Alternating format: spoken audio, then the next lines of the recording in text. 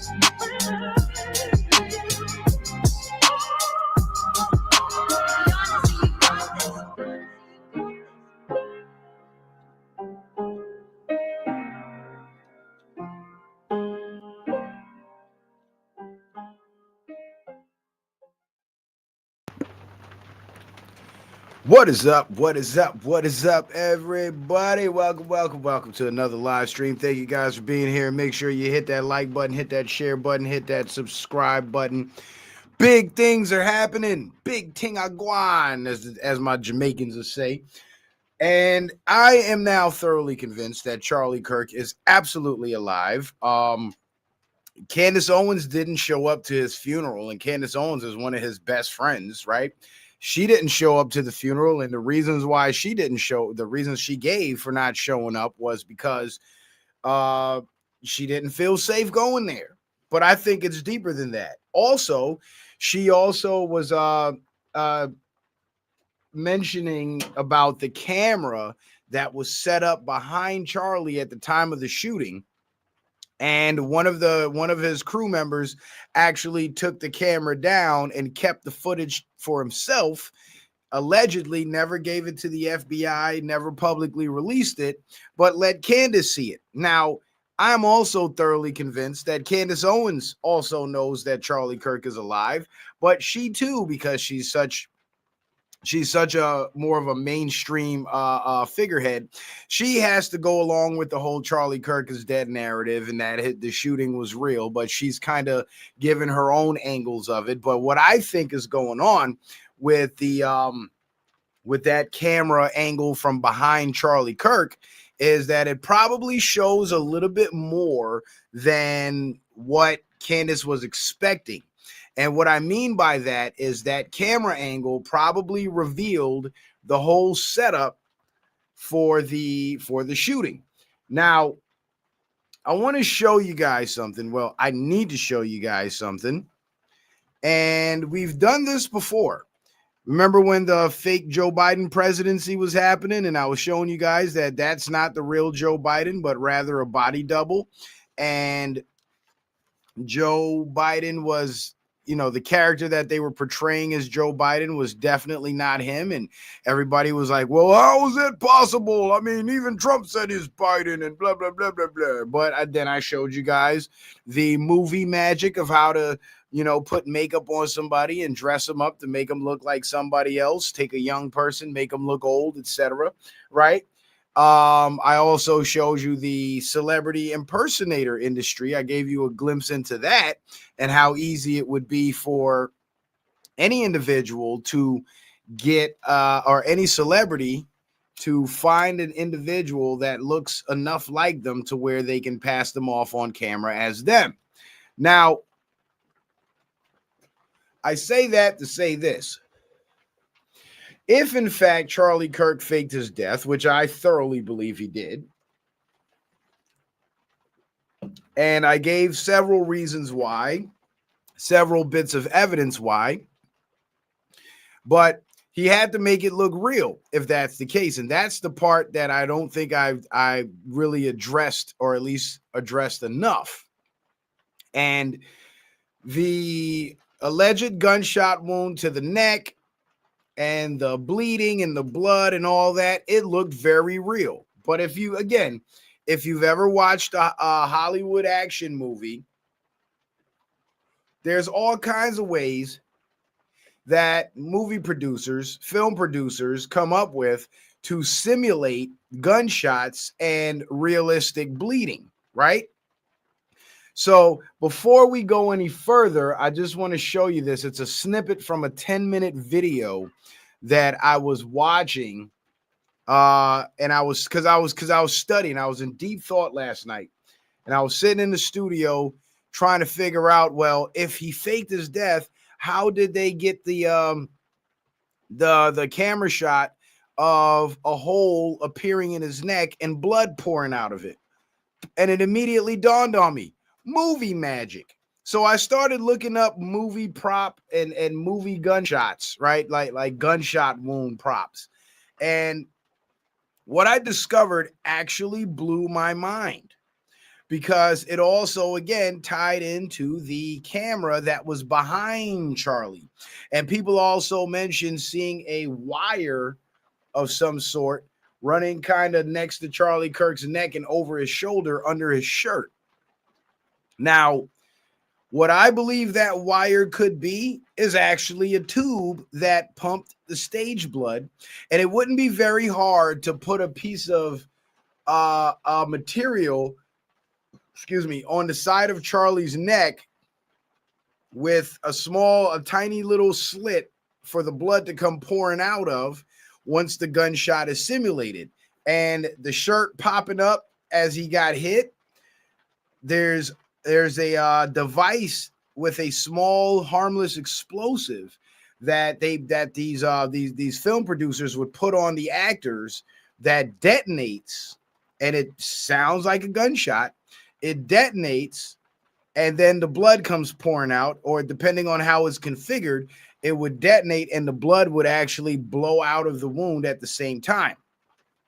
Now, I found that to be interesting because if you know anything about military combat, there's a thing that combat soldiers refer to as pink mist. And that's kind of their confirmation that when they hit a target at a distance, they scored a kill. Excessive blood loss. When they get hit, that pink mist is actually the blood spraying out of the wound on impact. That didn't happen with Charlie. It looked like Charlie got hit, the hole appeared, and the blood then came pouring out maybe a second later. The caliber of round that they claimed he got hit with is inconsistent. Mike Adams, the health ranger, actually mentioned that. So we'll get to all of that. But first, I want you guys to take a look at this movie magic video, because maybe that'll get you thinking. And I just want to be clear here. Fair use, fair use, fair use. And this video is called 10 Ways to Make Practical Blood Effects, right? So this is with the blood package and all that stuff. But the last segment I really want you guys to pay attention to. So let's go ahead and give this a listen and make our own judgment. So let's go.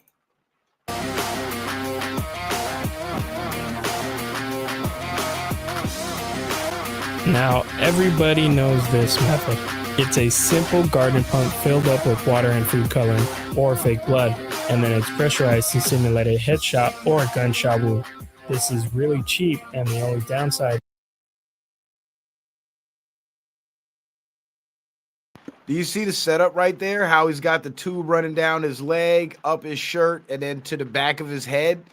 That would simulate blood pouring out of a headshot. Now imagine, and this is just a cheap mock-up system to give you an idea of how it works. But obviously in the movies, the tube would run under the clothing, and maybe that's why Charlie was wearing such loose, seemingly casual clothing to hide the tube. And the trap door that was underneath the section of the ground where Charlie's tent was set up, that could have been where they hid the pump, the pressure pump.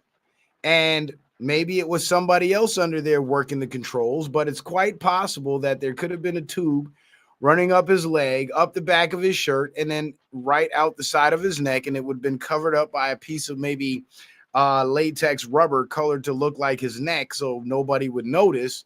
And it's a very small tube, so it wouldn't be a huge bulge on his neck to where anybody would notice, right?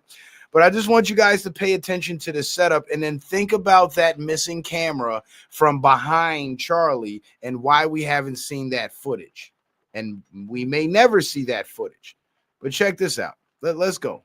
Is that you won't have a consistent flow.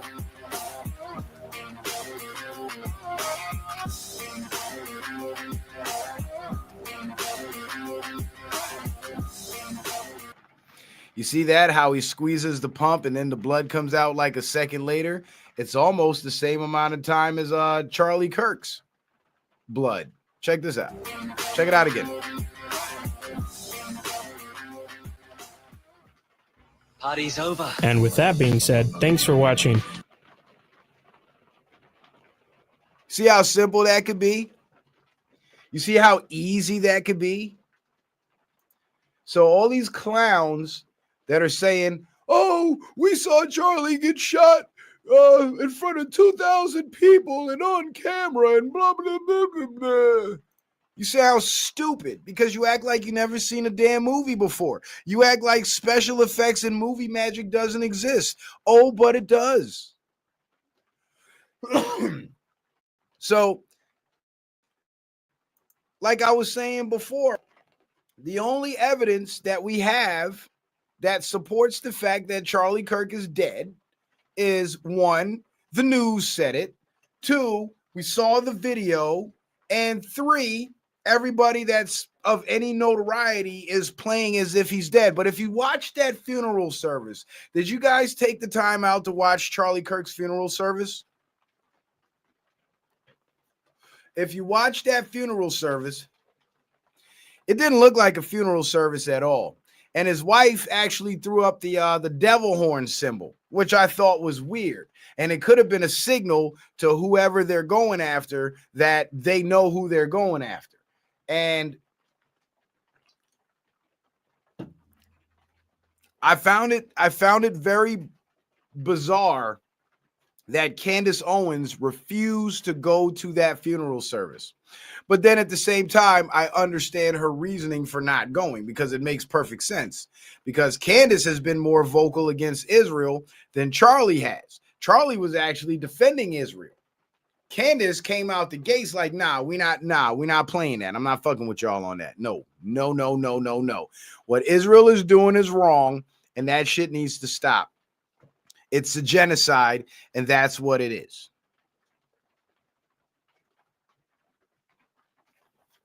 So now that you've seen the video with the stage blood and how easy it would be to rig a device like that, this also, not only does this theory explain the missing camera angle from behind Charlie, which probably would have revealed some portion of the device, which would have given the whole thing away, but it also explains why Charlie's shirt, even though he was hit this way, why his shirt flew up this way. Because when he got hit, his shirt went right.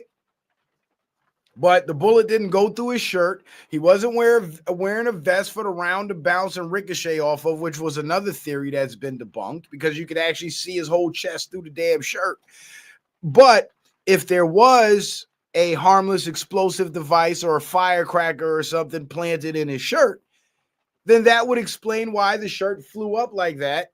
And somebody behind the scenes was activating the pump, or maybe Charlie had a device in his hand that allowed him to pump the blood. That's why his hands went like this when he got shot, because he was squeezing the blood. And if you pay attention to the video of Charlie getting shot, when he gets hit, he jumps back like this, and then his hands go up, and then you see the blood.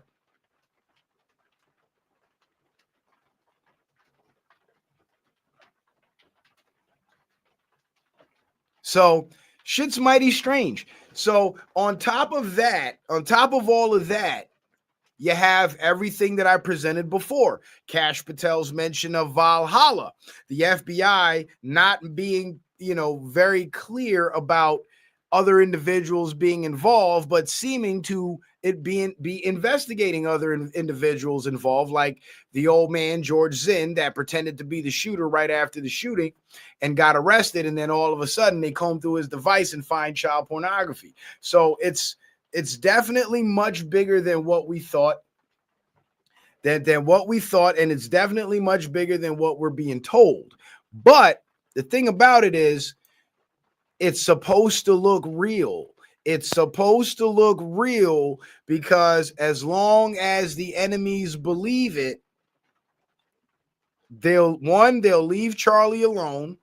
2, now they're going to be running scared because they know they're under investigation. And 3, if Charlie faked his death and the world's supposed to believe he was murdered, now there's a murder case.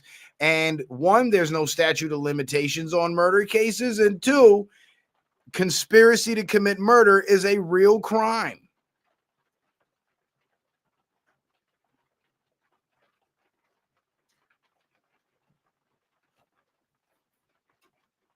So there's some things to think about. Hang on a second.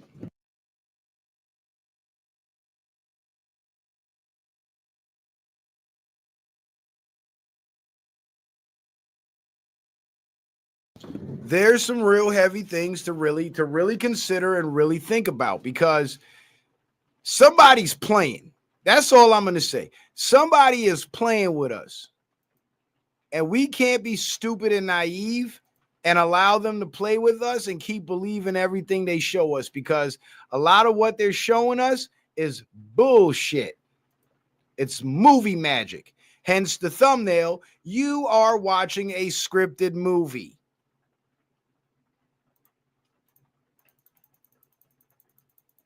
And this is the entirety of the Q post right here. It says, everything shown has meaning. And you know what's another telltale that the Charlie Kirk shooting was not real? The fact that that video is still available on all these public platforms. It's still on Instagram. Normally, in a situation like that, the video won't be publicly available for very long. Try to go look up the George Floyd murder video. As fake as that was, they passed it off as if it was real. Now you can barely find it anywhere on the internet. But everything shown has meaning. So what did we see? Charlie Kirk getting killed. What do we see? The small hats being involved. What do we see? Military deployment all over the country. What do we see? Trump calling for accelerated prosecutions and stiff punishment. So we're seeing a whole lot. What else do we see? A patsy. These are two different people entirely. And this is the Tyler Robinson cat. And this is the individual that was on video that they claim to be the suspect in the shooting. So that alone is freaking weird. And the health ranger, Mike Adams, shout out to Mike Adams because he brought up the same point I brought up in the last show. The 30-06 round could not have been what hit Charlie in the neck because it would have done a lot more damage than what we saw. Mike Adams says a 30-06 round carries so much kinetic energy that it defeats level 3A body armor, level 3 body armor, level 3 plus body armor. Right, you'd have to have a level 4 vest to stop a 30-06. A person must carry level 4 body armor to defeat 30-06 hunting rounds, armor piercing, which tells you something. Or you can just be healthy, according to the narrative that's now being pushed, because that apparently stops 30-06 rounds too. If the establishment is going to push this nonsense, who's going to tell the entire U.S. military they don't need body armor at all, since most enemy rounds have far less energy than the 30-06 round? Apparently, no body armor is needed. Just be healthy. You might also be bulletproof. Now, the point that he's making here is in reference to the mainstream media. The media claims that somehow there's no exit wound from the gunshot because Charlie's bones in his neck or whatever stopped the bullet, which is nonsense, absolute nonsense. If it was a 9mm or a 22, maybe, but not no 30-06. And their excuse is because he's healthy, the 30-06 round was stopped, which is absolute nonsense. So we know they're lying. And if you know anything about guns, you know they lying. They fooling everybody. But not us. And I fucking hate that my slides are never in order. But we'll work it out. We'll work it out. So here's another anomaly, right? Now, we talked about the witness protection, the witness security program, which is referred to as Valhalla, as mentioned by Kash Patel, the word Valhalla.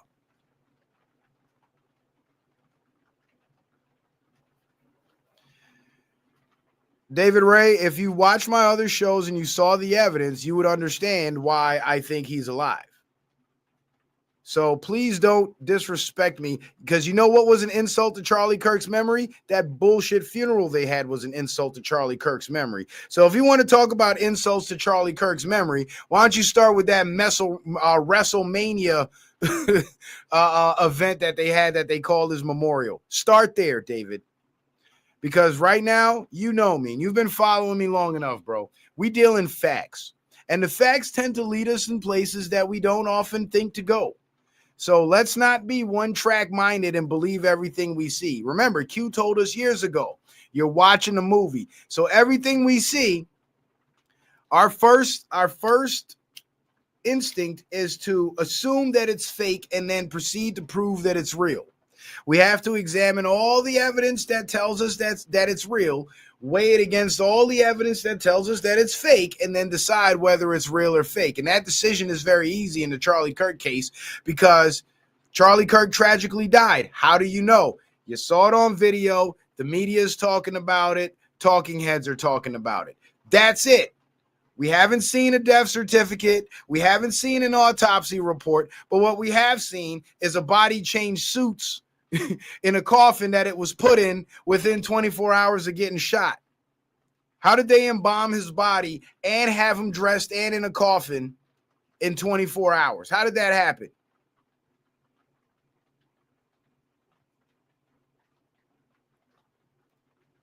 So there's all these anomalies to suggest that this was a staged event, staged for a good purpose, though. Don't get me wrong, staged for a good purpose. But compared to the evidence that it was real, it makes no sense. It makes absolutely no sense. So only thing we have to prove that Charlie Kirk is real, the Charlie Kirk assassination is real, is the video and everybody saying it.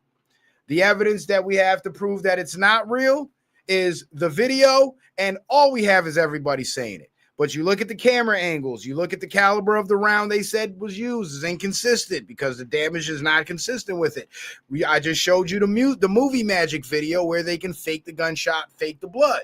I showed you all that. There's the missing camera angle from behind Charlie. There's the hand signals being sent by the security guards behind Charlie. And then a third hand signal being sent by an individual who I call a watcher in the front row in front of Charlie to let him know, detonate the device because the shooter's about to shoot.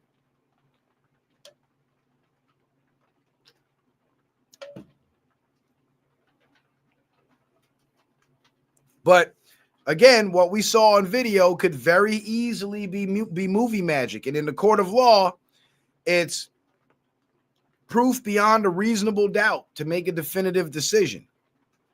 And there's enough reasonable doubt to assume that that shooting was not what they showed us. Now, another strange thing, what I was going to talk about before I had to address my brother David Ray. And don't tell me I'm insulting anybody's memory, bro. Go watch that funeral and come back and tell me what you think was insulting that I said. But anyway, the Witness Protection Program, Valhalla, which was mentioned by Kash Patel, it's ran by the U.S. Marshals of all people, right? Now get this. This gentleman was at the rally after the shooting, and he was wearing this badge. It looks like a regular sheriff's badge or something, right? And here he's caught taking the badge off as soon as he's seen on camera. Now, I believe that was done on purpose. That was done on purpose because that badge is not a real police badge. It's not a real sheriff badge, and he may not even be law enforcement. This is symbolism.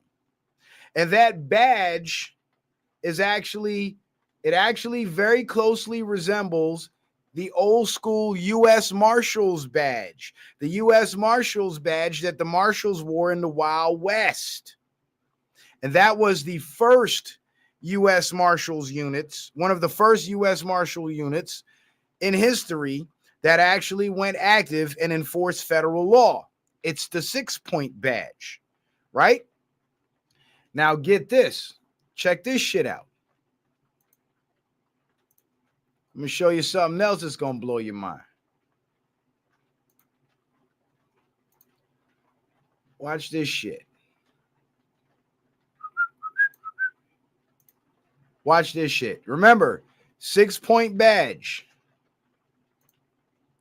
U.S. Marshals is what I equated to, right? Watch this shit. U.S. Marshal Service. This is their website. This is the U.S. Marshals website. Look at this.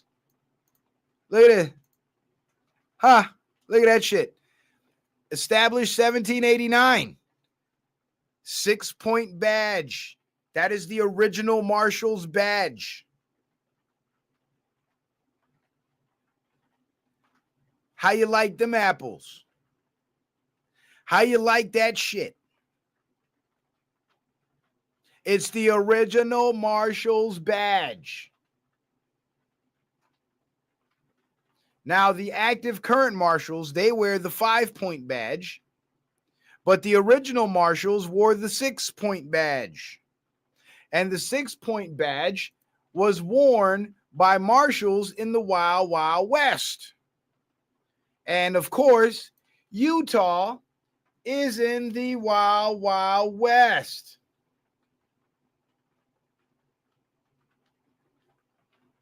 Huh. Gary the Human said something very interesting, and I didn't even know this.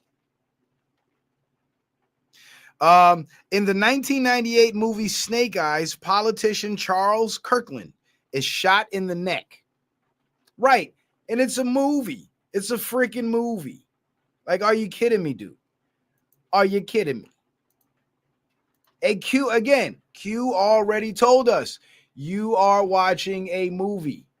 So why are we sitting here debating whether this shit is real or not? It's a fucking movie, so none of it's real. We just went through 4 years of a fake presidency.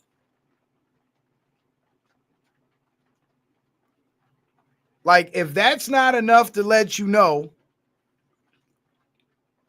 that they can put on all types of elaborate shows for us, I don't know what's wrong with you. So here you got old boy symbolizing the U.S. Marshals of the Old West. There they are in the Old West, where Charlie Kirk is being taken into witness protection that's ran by the U.S. Marshals, and this fella's flashing the Wild Wild West Marshals badge to let those of us who are in the know and understand the symbolism let us know what's really going down. Yes, Utah was definitely part of the Wild West, period. You see? There's just too much there. There's literally just too much. Now, what is this all about? This is all about the takedown of the foreign Zionist infiltrator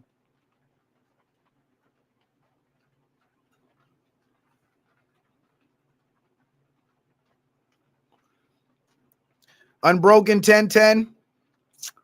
We don't think Earth is flat and we don't think Adreno is real. We know it because we've done the research. Have you? I bet I know more about the globe than you do. And that's the sad thing about the globe Earth, flat Earth debate. Like, those globe earthers, they don't stand a chance. Like, if you take NASA off the table, they got nothing. They literally have nothing because they're in that believe the experts mentality and they can't think past that. They can't even conceptualize a cosmology that doesn't involve balls floating in space and dick-shaped rockets going up to meet them. Like, they're it's crazy. And these are supposed to be the smart people. That's the sad part. These are supposed to be the smart people. And they're so easily fooled. Trump is not controlled by Israel. Trump is not afraid of Israel. Trump is strategically exposing Israel.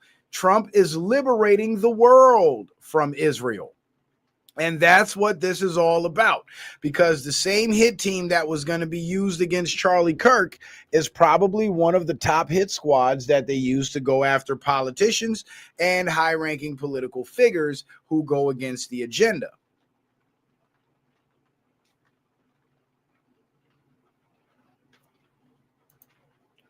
And if you don't believe the world has been conquered by the small hats, the South African guy, this is the guy Julius Malema, that sings about killing white people, said something very interesting. He's the one that made the song kill the boy, that stupid shit, right? And he sings songs about killing white people because he's a racist piece of shit. And this is what he said: anti-Semitism is hatred, prejudice, or hostility towards Jews. Some of our biggest financial donors are Jewish, and we love them. Yeah, I bet you do, you bald fuck. I bet you do. So he's clearly making a distinction between Jews and white people.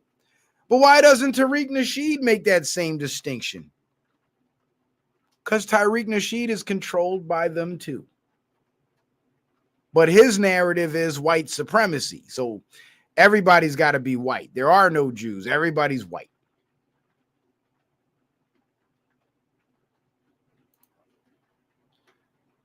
So, and then you got the Mexican president, the shine bomb chick, that's also one of the small hats too.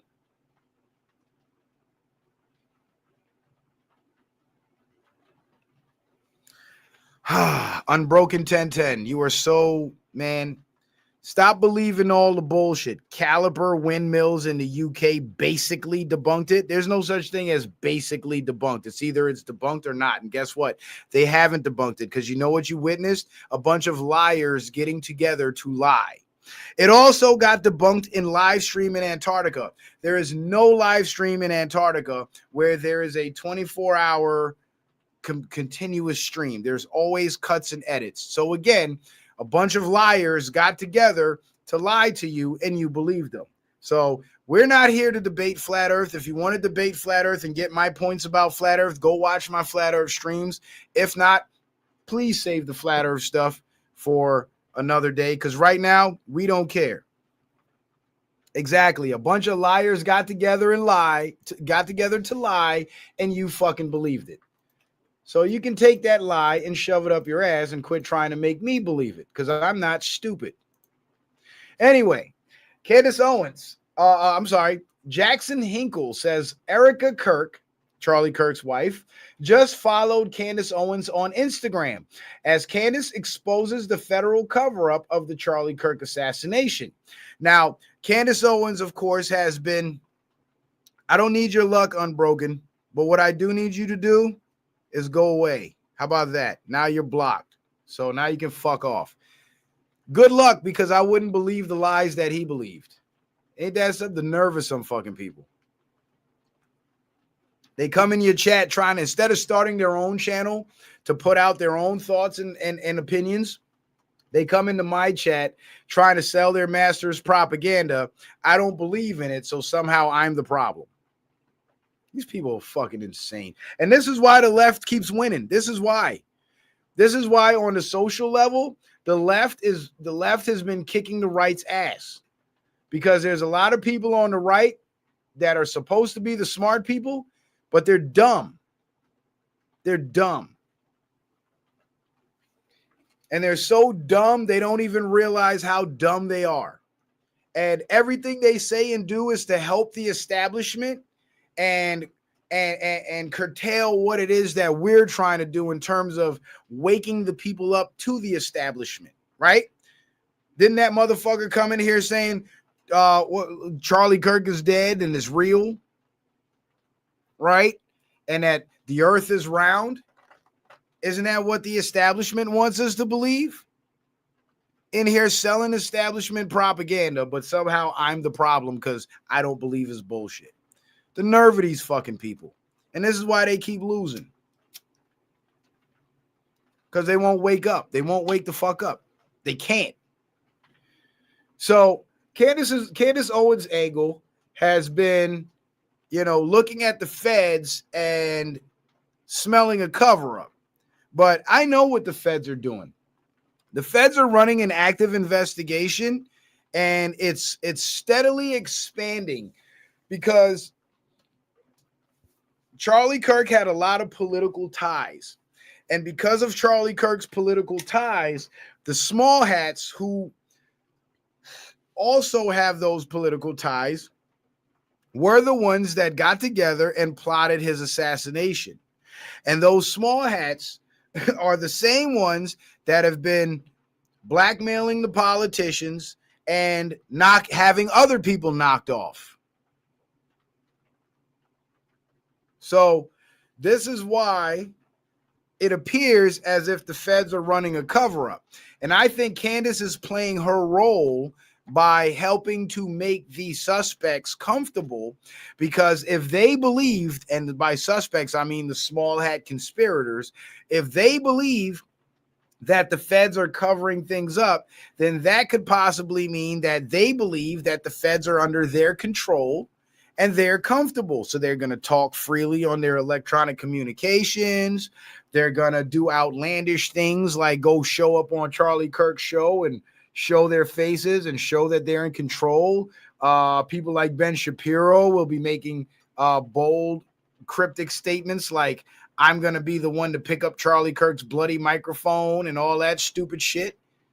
And because Candace is playing the FBI cover-up role, nobody will be the wiser to understand that the FBI is actually launching a much larger investigation that will involve military forces at some point. Hence, again, the prepositioning of military assets.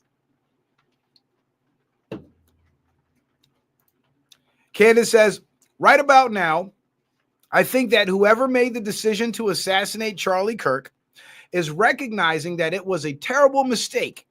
They thought they were going to grassy knoll it. Instead, they awakened the entire world. That's right. They awakened the entire world. And shit's getting hot for them. It's getting real, real hot.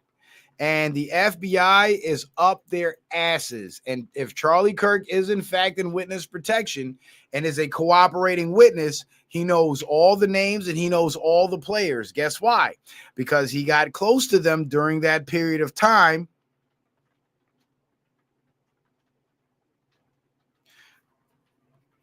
He got close to them during that period of time when he was kissing Israel's ass. But before we go any further, now that you're all here, make sure you guys go subscribe to the Citizen Man Backup channel. If you haven't subscribed to the Backup channel, please make sure you do. Also, follow me on Rumble. Make sure you guys get connected with me on Rumble in case they zap me over here on YouTube. The books. The books are available. If you click the link to any of the books, The Lost Book of Herbal Remedies, Metabolic Cooking, and Anabolic Cooking, if you click the links to purchase any of the books and it takes you to an error page, there's a link directly in the middle of the error page that says continue to page. So you continue to the page and you can go ahead and make your purchase of the book. Also, if you guys would like to support the show by sending in a kind donation, you can do so via Cash App, PayPal, or Venmo using the tag scrolling across the screen in the banner below. The links that are pinned to the top of the YouTube chat in the black box where it says Citizen Man TV in yellow. And you can also find those, just click the yellow, the box opens up, all the links are there, and you can also find those very same links in the description box of every video on YouTube and Rumble. Shout out to my good brother Lee14224 with that faithful support on the PayPal. He says support for the Wednesday show. And shout out to my brother Todd on the Venmo. He says let's watch the movie. That we are, my friend, that we are. But first, I have to make it clear that it is a movie and why it is a movie, and then we sit back and watch it. You dig?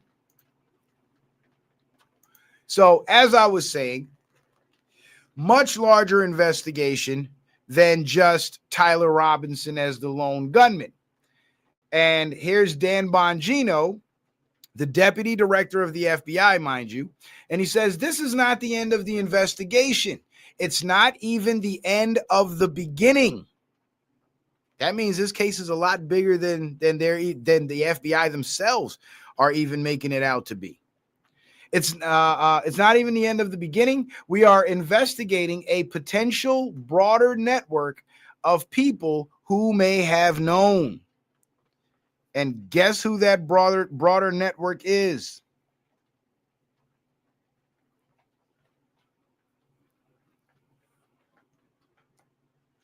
Right, the small hats.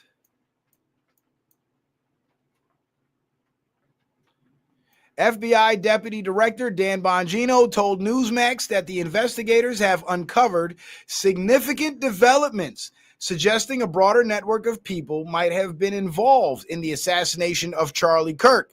So now we have the makings of a conspiracy case. Right, the Trump Butler attempt, definitely. It was the governor of Pennsylvania with the state police helping him. And if you look at who the governor of Pennsylvania is in terms of the Trump attempt, the governor of Pennsylvania is a small hat too.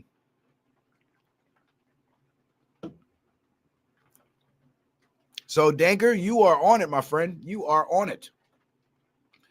But shit's getting thick, y'all. Shit is getting thick. I'm telling you. And it's a lot deeper than what people realize. And the surface shit is to keep the dummies on the surface so they don't know what's going on. Because if the general public doesn't know what's going on, then guess what? Chances are that the enemies embedded amongst the public won't know what's going on. Pissed Off Cat says Antifa FBI did it. Did what, you think, Pissed Off Cat? The Trump shooting or Charlie Kirk shooting? Now, in the face of all this irrational outrage from black people, all of a sudden a white man shoots a white man and black people are pissed off about racism all of a sudden. I don't know where the fuck that came from, but one particular individual who seems to be the blackest of the blackety blacks, Dr. Umar Johnson himself, who not many people trust anymore because he's proven himself over the years to be a bit of a scammer. So he's a very unlikely source of this comment, but in fact, he made this comment that actually seems so reasonable, in fact, that I had to share this. Because while the rest of Black America is throwing a fit about racism, even though a white man killed another white man, allegedly, Umar Johnson seems to be a voice of reason. And he says, while I do not agree with Mr. Kirk's rhetoric and considered him to be an anti-black bigot, because, you know, anybody that points out that black people are fucked up people is a racist for some reason. And any black person that grew up around black people can tell you black people are some fucked up people. But anyway, I will never rejoice at the loss, and not all black people, but a lot of them. This is why when poor black people in poor black communities make a lot of money, the first thing they do is they go move to white communities. Because if black people as a whole were such virtuous, nice, kind, loving people, that wouldn't be the case. Why do you think Tariq Nasheed lives around white people? He don't live around black people.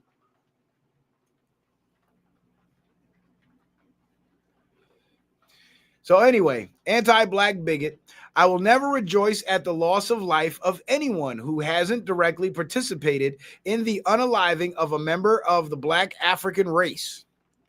I am ashamed to see members of my community celebrating this situation. And of course, he's one of those Pan-Africans pushing that fake shit. Celebrating this situation. I will never ask you to mourn the loss of an enemy of our race. But to celebrate an unaliving is completely unacceptable. We know all too well that the greatest recipients of political assassinations in this country have been our own people. Stop laughing at the misfortunes of others and get prepared. Political assassinations have returned to the United States of America, courtesy of the deep state. So at least Dr. Umar is trying to make sense of things, although he had to throw in the whole Charlie Kirk's a racist thing and all that and African bullshit. But at least he's being a voice of reason.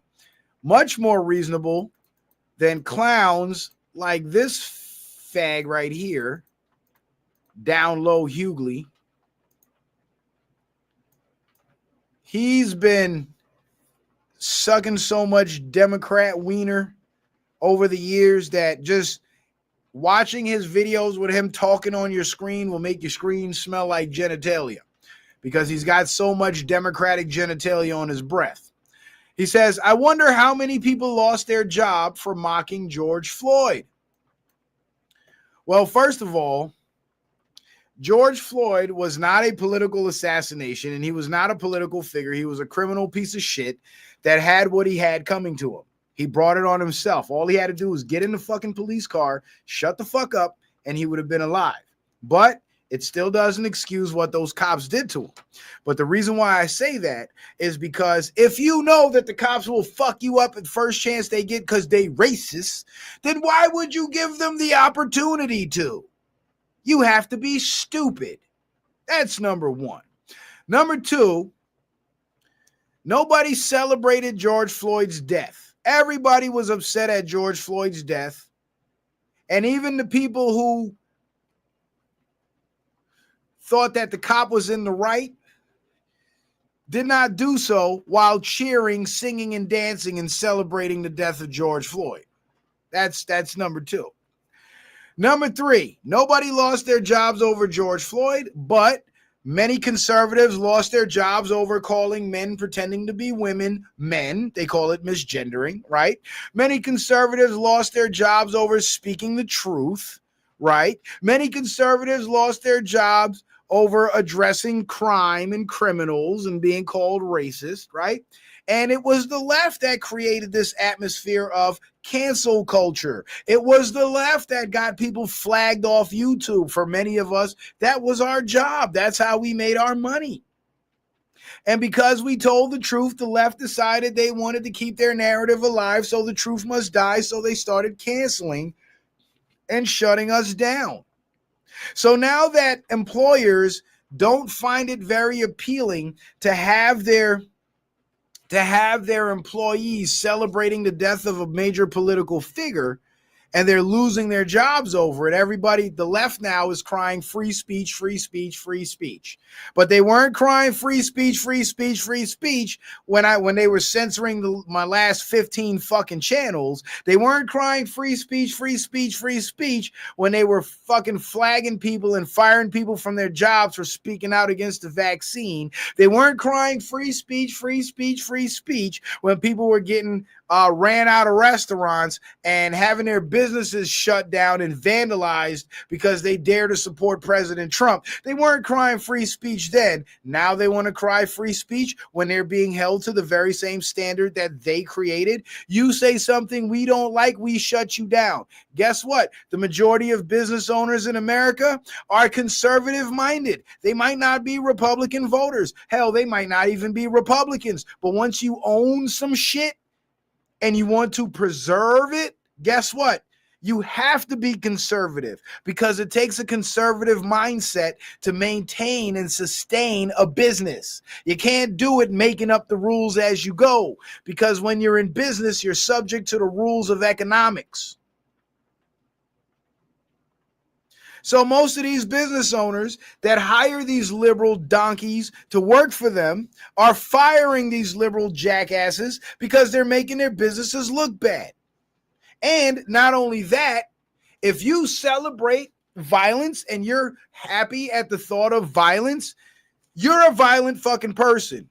And if you're on the job and you're demonstrating a low IQ and a propensity for violence, which the two go hand in hand, you are now a security risk to my company. I can't have you here anymore. You are fired. So it's no longer about free speech anymore. Now it's about public safety within the confines of that business. How many businesses lost revenue because they had dumbass employees that didn't want to serve people wearing Trump hats and Trump shirts? And how long was that allowed to go on? Now those people are losing their fucking jobs and life can return to normal. Not only that, the third point of dumbass Hughley's statement here, he's literally comparing Charlie Kirk, a conservative person who debated. That's all he did. All he did was debate people. He's comparing him to a fucking hardcore criminal. And this graphic right here pretty much sums it up. And it's insulting to black people. If you are a black American, you should be absolutely insulted at statements like what D.L. Hughley made, comparing fucking George Floyd to Charlie Kirk. Their hero is George Floyd. Our hero is Charlie Kirk. We're not the same, not even close.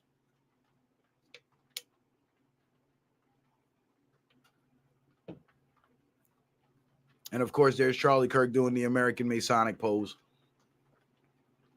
And there's George Floyd holding a gun to the stomach of a pregnant woman, like he actually did.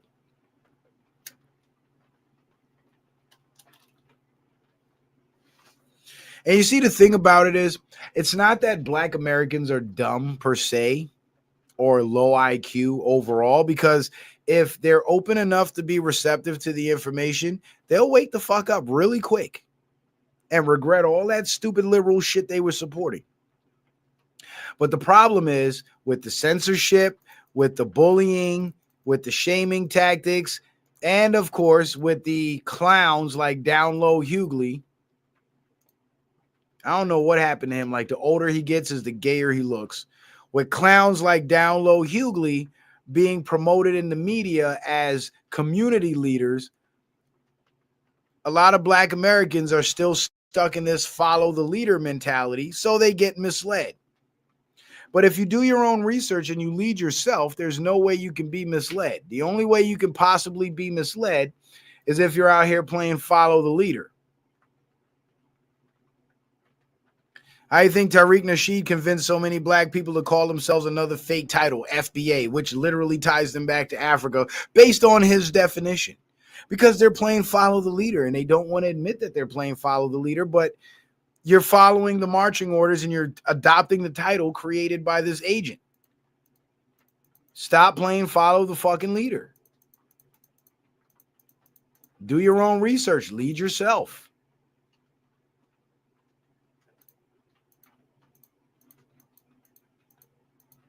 Where is slide number 16 is what we're looking for. This just makes the show so much longer. There it is. So there's now a viral conspiracy, according to mainstream media, about Charlie Kirk's death is false. Viral posts claim Charlie Kirk's shooting was a hoax. Fake posthumous video shows Charlie Kirk saying he knew something. Charlie Kirk's not dead, and other conspiracy theories. Now, here's something to really keep in mind, right? If Charlie Kirk is really dead and we all know it, why does the mainstream media feel the need to even address the stupid tinfoil hat conspiracy theorists that are saying Charlie Kirk is alive?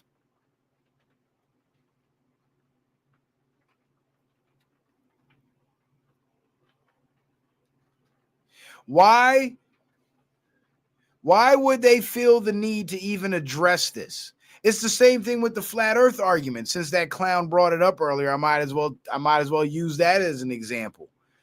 If flat earth is so stupid and we all know the earth is a globe, why would the mainstream media even feel the need to address it? Let the stupid people be stupid. Right? If it's that laughable, then just laugh it out of the room and carry on with life. But no, they feel the need to address it because they know that it's the truth, and they know that if people start to explore these quote-unquote conspiracy theories, what will happen is their narrative will begin to collapse, and the mountain of evidence supporting the counter-narrative will begin to grow. Kind of like this mountain that I've been exploring with the fake death of Charlie Kirk. And there's actually an article that I want to There's actually an article that I want to share with you guys. So let me go back to full screen. Hey, I didn't change my shirt. I just took my hoodie off. So relax. I just took my hoodie off. Let me fix my screen really quick. Okay.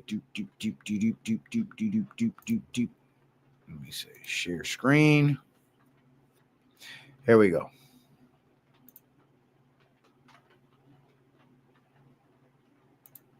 Charlie Kirk faked his own death. So here's an article from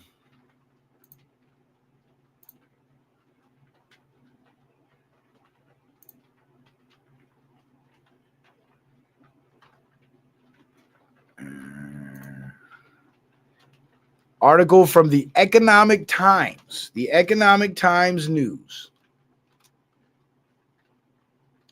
And it says, what the fuck? Right, Economic Times. They're going to have all the stupid ads and all the dumb shit. I don't want that dumb shit. Get off my screen with that dumb shit. Get it off my fucking screen. What the fuck?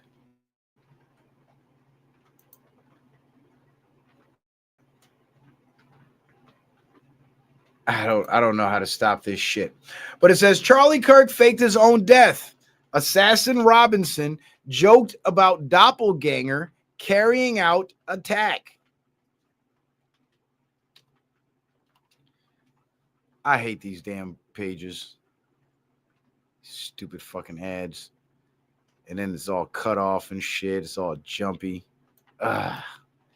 In the days following the shocking assassination of conservative activist Charlie Kirk, new details have emerged about the behavior of the suspected gunman.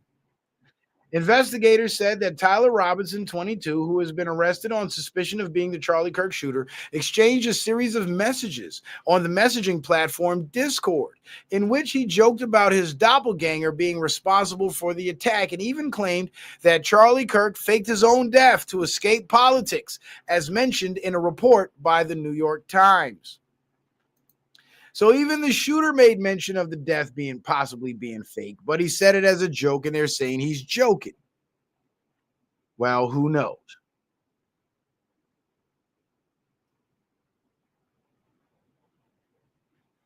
The disclosure drawn from chat screenshots, and it was another conspiracy theory that said this picture of this guy might actually be Charlie Kirk himself with makeup on and his hair scrambled to look like somebody different. And you know what? From the side profile, if you look at the forehead and the brow ridge and the nose, it definitely is giving Charlie Kirk a little bit.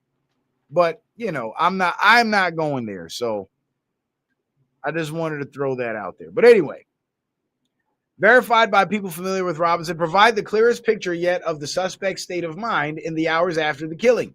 They also highlight the bizarre, detached tone Robinson displayed, even as law enforcement agencies launched a nationwide manhunt.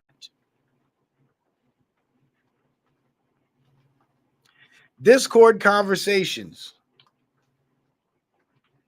jokes, deflection, and denial. According to records shared with investigators and reviewed by media outlets, Robinson was actively participating in a group chat of around 20 acquaintances.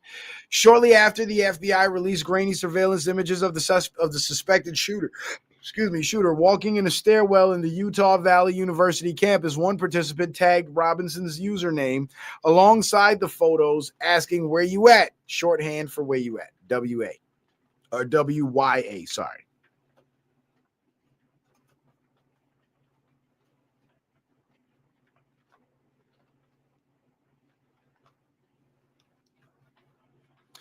While most members initially treated the situation as a joke, the tone of the message underscored Robinson's awareness that authorities were closing in. He did not appear panicked, but rather continued making sarcastic remarks about the unfolding investigation. Charlie Kirk faked his own death. One of the most startling remarks came when Robinson quipped that he was, in fact, Charlie Kirk himself. "I'm actually Charlie Kirk. Wanted to get out of politics, so I faked my death. Now I can live out my dream life in Kansas," Robinson wrote.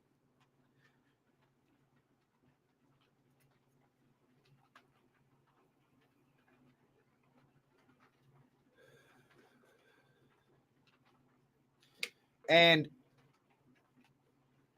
I find this to be very, very interesting because remember, this conversation is coming from a man who had allegedly just shot and killed Charlie Kirk. And as he's having the Discord conversation, he brings this up, that he's actually Charlie Kirk and he faked his own death. Now, this is what really drew my attention, right? If Charlie Kirk did fake his own death, what better way to make himself disappear than to dress himself up and pretend to be the guy who killed him? Because if he's the guy who killed him, he can't possibly be the guy he killed. Both can't be true. So if the Tyler Robinson character still exists, then Charlie Kirk must be dead. There's no way both can be true, that Charlie Kirk is dead and Tyler Robinson is Charlie Kirk, unless Charlie Kirk faked his death and is pretending to be Tyler Robinson. So This could possibly be a confession of what we now know to be the real, at least partially be the real story, that Charlie Kirk is in fact alive. The statement, though clearly made in jest, reflected the surreal tone of his conversations as law enforcement agencies combed through tips. By then, news outlets were reporting on ammunition recovered near the crime scene, which carried inscriptions linked to anti-fascist messages, excuse me, and satirical references. Robinson appeared to be tracking those updates closely, commenting that he had heard the ammo had something about trans stuff on it, but dismissed the claims as speculation. Charlie Kirk shooting, jokes about rewards and arrests. The Discord messages also revealed Robinson joking about the FBI's $100,000 reward for information leading to the killer's arrest. When another user suggested that the group could turn him in, Robinson replied, "Only if I get a cut."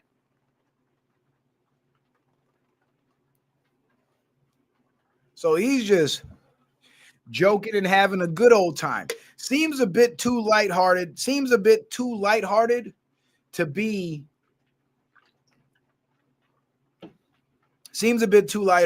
really be the shooter, in my opinion.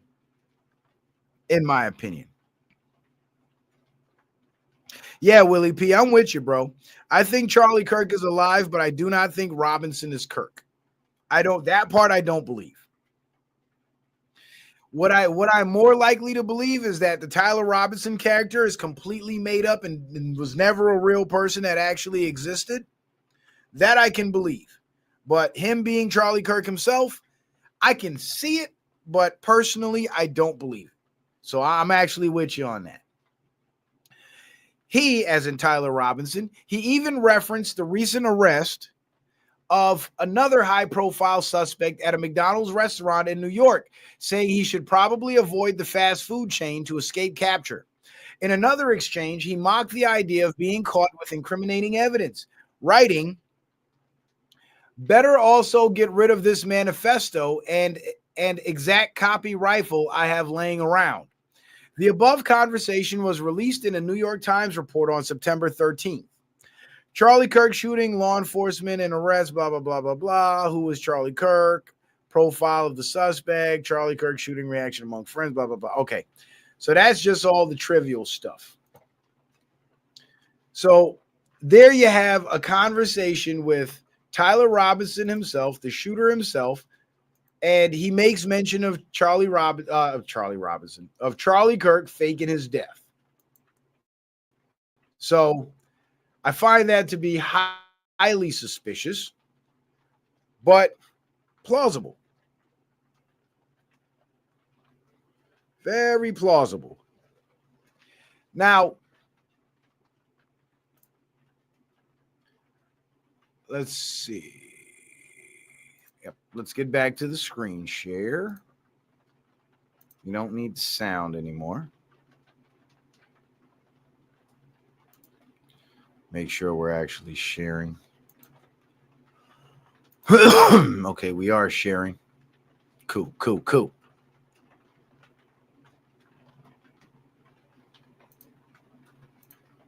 And guys, please don't forget to hit the Cash App, hit the PayPal, hit the Venmo, support the show. And speaking of Cash App, I need to give a shout out to my good brother B Miles. My brother B Miles hit me on the Cash App. I think it was yesterday. So shout out to you, brother, for that support. I appreciate you.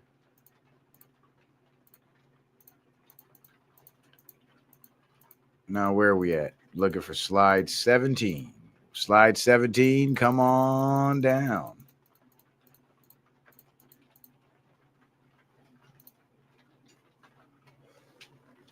Okay, so I was doing some research and I decided to look into assuming that Charlie Kirk is in fact in witness protection.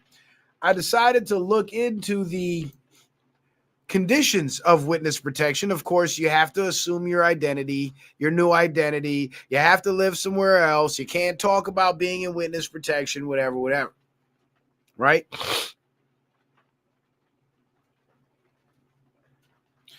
It says, I asked the question, I searched WITSEC, which is Witness Security Program, FBI, see if the FBI is involved. And it turns out that the FBI does, in fact, turn over witnesses to the U.S. Marshals to be put in witness protection or witness security.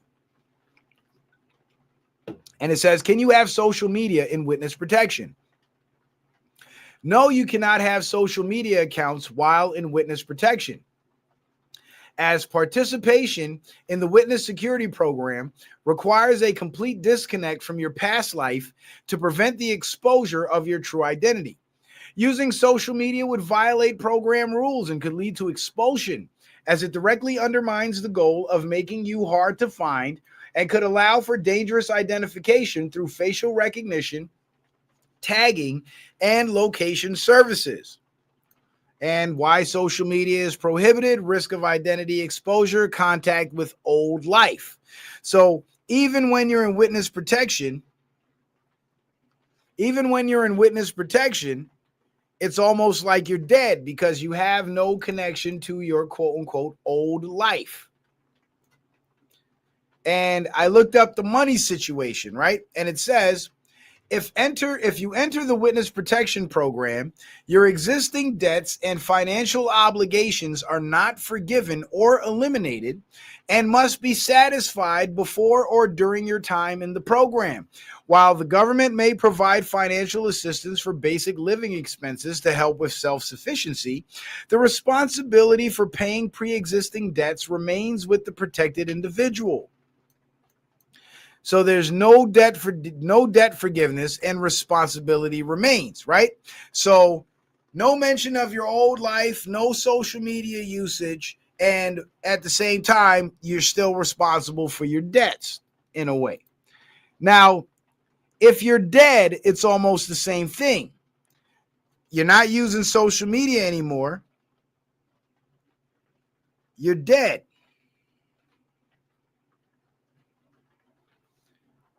And just like when you're dead, your debts do not go away.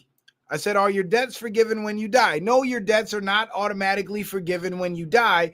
They are paid from your estate, and only if the estate has insufficient assets to pay them do the remaining debts get written off by creditors. However, debts can transfer to surviving family members in specific situations, such as joint accounts, co-signed loans, community property, states, or if there are filial responsibility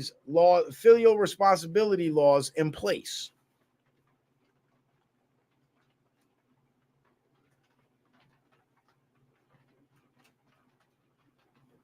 Okay, so there's some parallels there to if you're in witness protection versus if you die. So faking your death to go into witness protection seems highly plausible. Now, will you teach me? I have to run this video. Did you see the video that I showed earlier in the show? If you didn't, I'm going to run it again. I'm going to run it just for you. Because they say Charlie Kirk only had one hole in his body. There was no exit wound. So they are saying that wound in his neck, and this is from the authorities, that wound in his neck is an entry wound. Now, people are saying he was shot from behind, he was shot from the side. But that would mean if there's an exit hole, that means there's an entry hole. But there's no record of the entry hole at all. Now, check this out. And again, it is just a matter of opinion, so we can debate it all day. But what I'm saying is the only evidence of Charlie Kirk being dead is the video and the news and everybody else saying it. But the evidence of Charlie Kirk being alive, the video, what I'm saying is the at least 9 hours worth of presentations that I've done for the last 3 shows. But I want you to look at this. I'm going to share this. I'm going to play this for you guys again, because you need to see this for those of you who haven't seen it.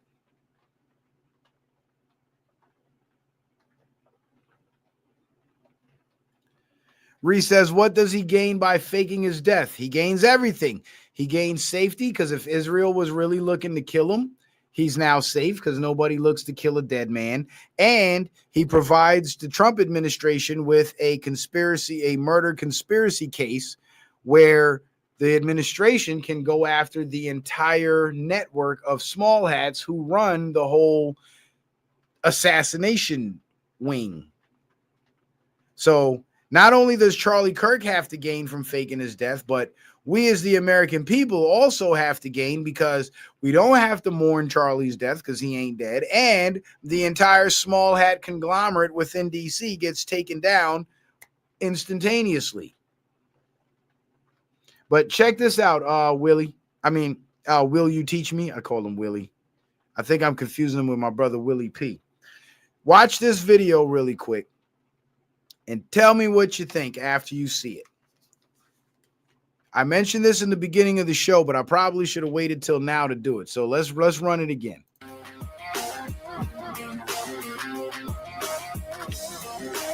Now, everybody knows this method. It's a simple garden pump filled up with water and food coloring or fake blood, and then it's pressurized to simulate a headshot or a gunshot wound. This is really cheap, and the only downside is that you won't have a consistent flow. Now, will you teach me? Pay attention to this part right here. You see that contraption running up his leg? And why are you saying that about Charlie? Charlie Kirk was a handsome fellow and thick. What the fuck does that even mean, bro? Sounds kind of gay. But anyway, you see that tube? Now imagine Charlie Kirk sitting there, and this is why we don't have the camera footage from behind him, because it probably would have shown the tubing. And there's also footage of the actual tubing running across his neck right through here under his shirt, and you can see it in some of the video footage. So imagine Charlie having this device on under his clothes and a patch of latex on his neck to hide the tube, because it wouldn't take much. It's a very small tube, but it could pump a lot of blood or a lot of fluid through it. And the moment he's shot, the explosive or the device, whatever it is in his shirt that's meant to simulate the impact, goes off, which sends his shirt in an upward direction, even though the bullet is coming at him.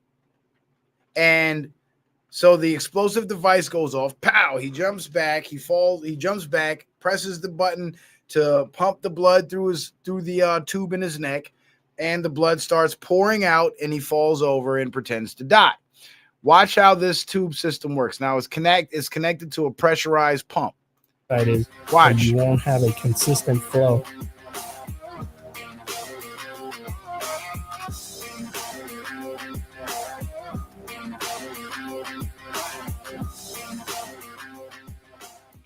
You see how it took a second to come up the tube as he was pumping it? Well, there you go.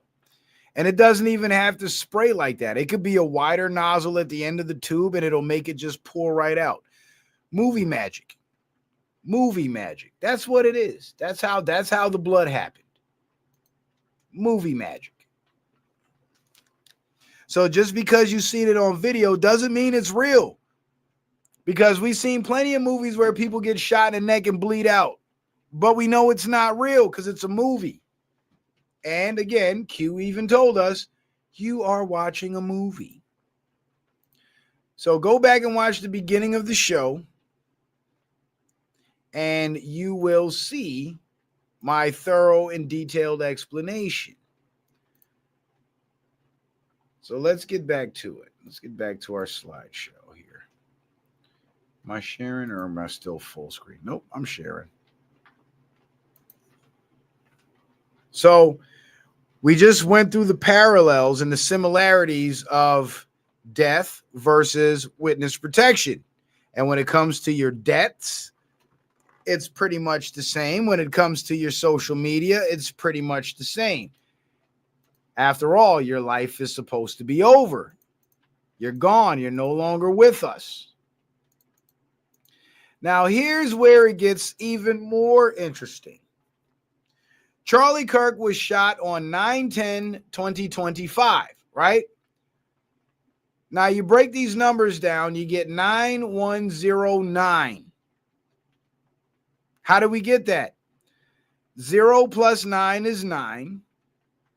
1 plus 0 is 10. Well, the 0 comes after the 1, so it's a 10. So you have to keep the 10. Sorry, I'm making, if the 0 was in front of the 1, it would be, so if it was 9/1/2025, it will be 9/1, but because it's 9/10, it's 9/10. So we keep that. So 9/10, and then you jump to the year, you add all those numbers together, and you get 9.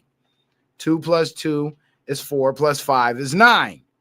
9109. So I got curious and I wondered, hey, is there any significance to the 9109 thing? Well, let me go look up some executive orders. Let's look up that executive order 9109 and see what that's about.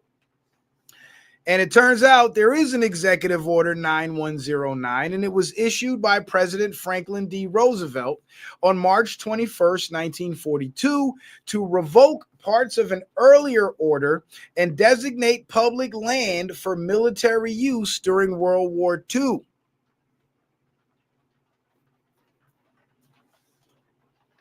Right? So it's a law 9109 executive order that was signed in 1942 was an executive order to pre-lift certain laws that were put in place to prevent military movement. And now the military has full use of public lands, whatever public lands they choose to operate on.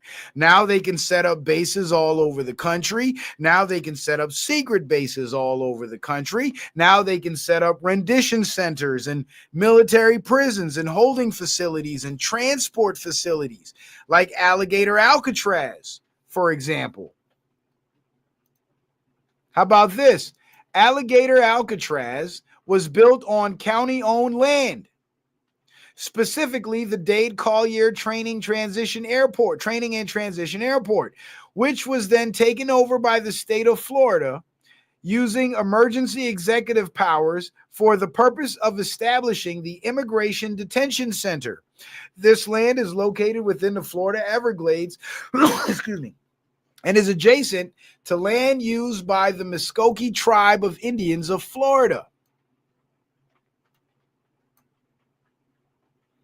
So the state of Florida took it over, but it's now under federal control, and it's being used for immigration purposes, which has to do with international interactions, our dealings with foreign nationals, and that falls under DHS jurisdiction, but DOD has a hand in that as well, because if these foreign nationals turn out to be armed enemy combatants, DOD then takes over.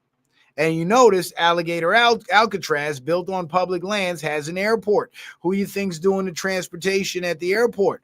The military is doing the transportation.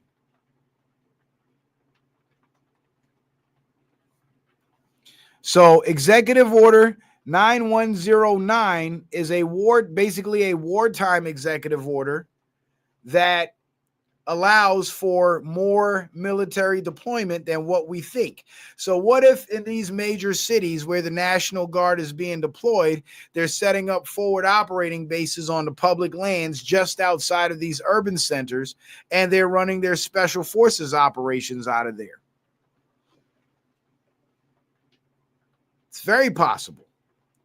The order was titled Revoking in Part Executive Order number 6583 of February 3rd, 1934, and withdrawing public lands for use of the War Department for military purpose. And you notice the language here, War Department. And what did Trump started calling Department of Defense? Didn't he start calling it the Department of War?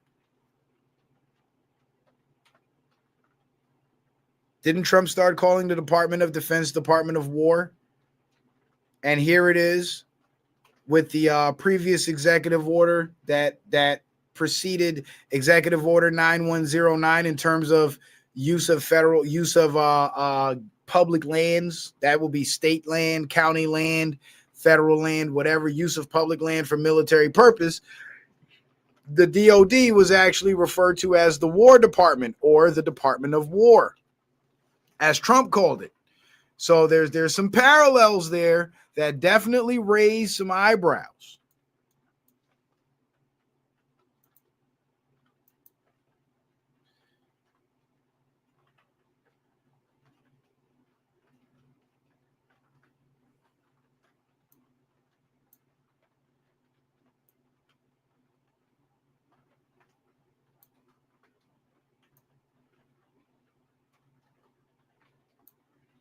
So, Alligator Alcatraz not open to the public. Homeland Security is using a system of deportation flights for the facility. So it's Homeland Security, but in these deportation operations, DOD is involved too.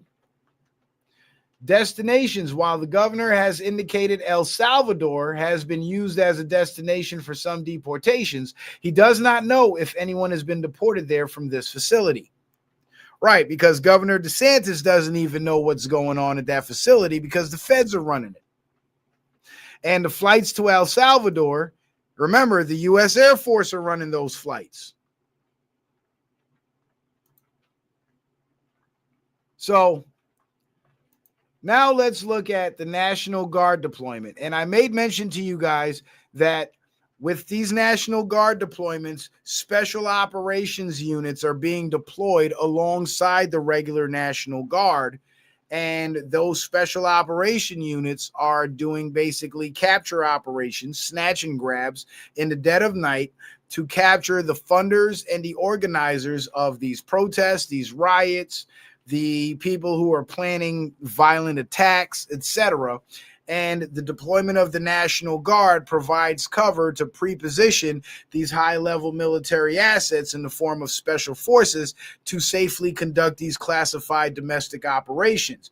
Because what we have going on here in the United States is a domestic entrenchment of foreign enemies.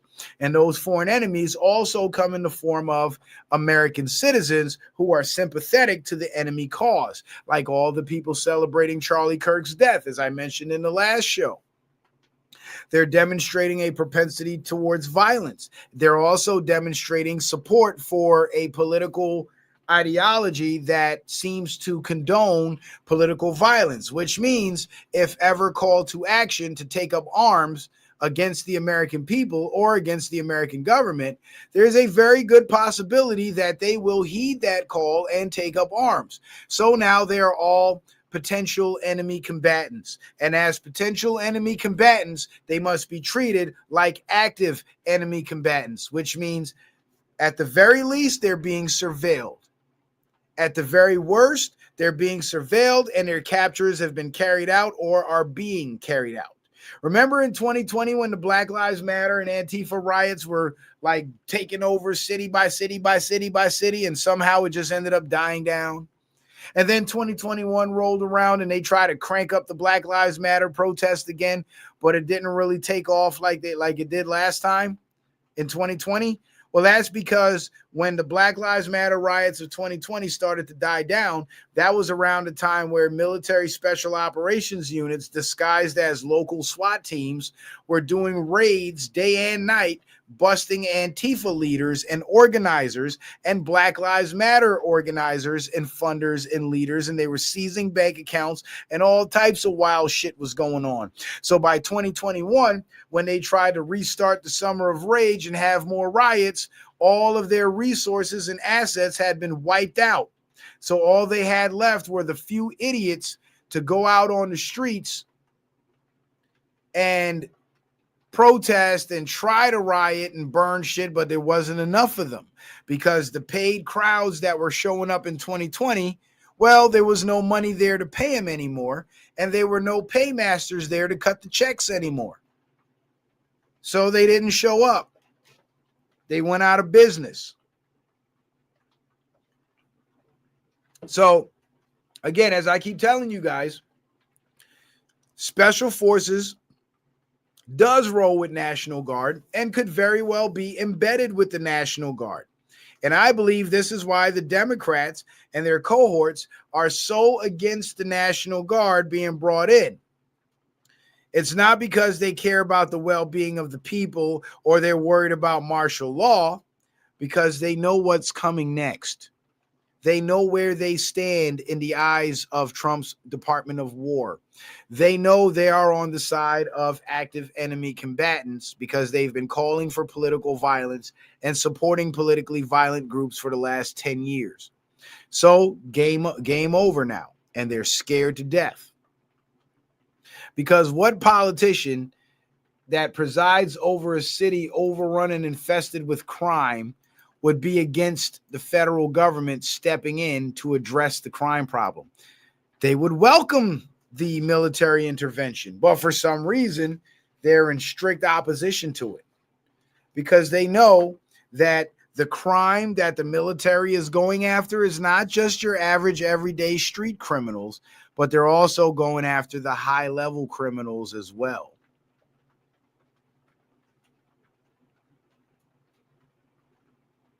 So yes, National Guard Special Operations units deploy on missions, often in conjunction with active duty Special Forces units, and have been instrumental in operations in places like Iraq and Afghanistan.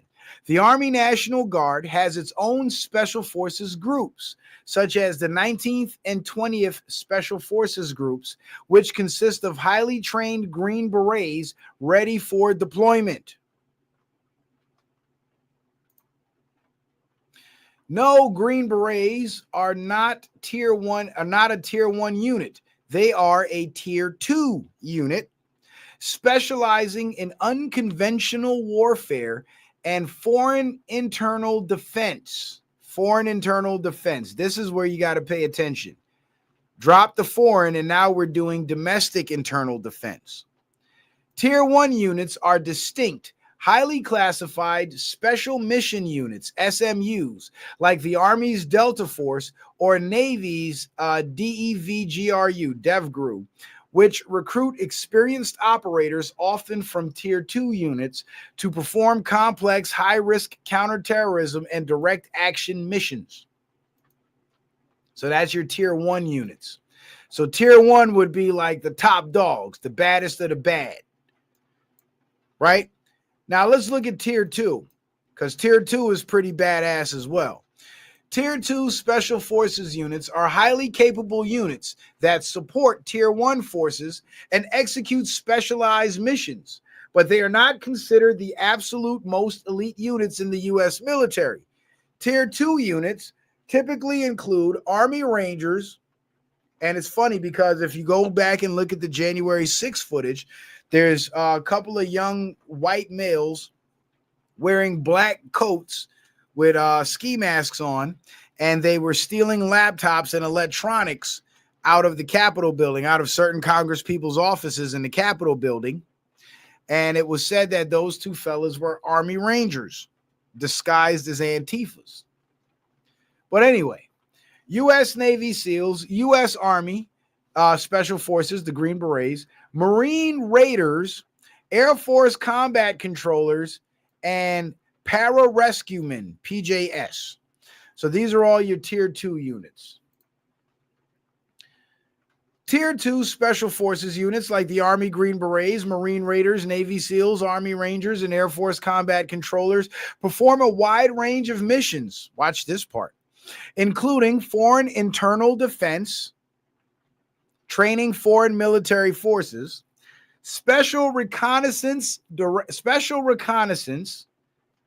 direct action, that would be capture and kill operations, counterterrorism, and support the special operations forces, often focusing on operations in specific geographic regions.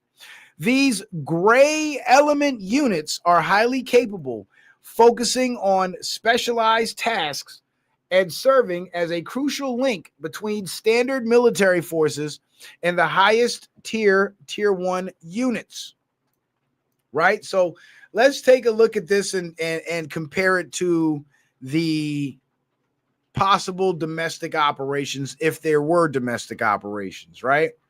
So internal defense, that would be training foreign military forces. In this case, they would be training local law enforcement forces, Special reconnaissance, that's your infiltration. That's your undercover operatives that go in and infiltrate these groups and gather intel on these groups and who's funding these groups, where the money's coming from, how the organizational structure operates, and so on.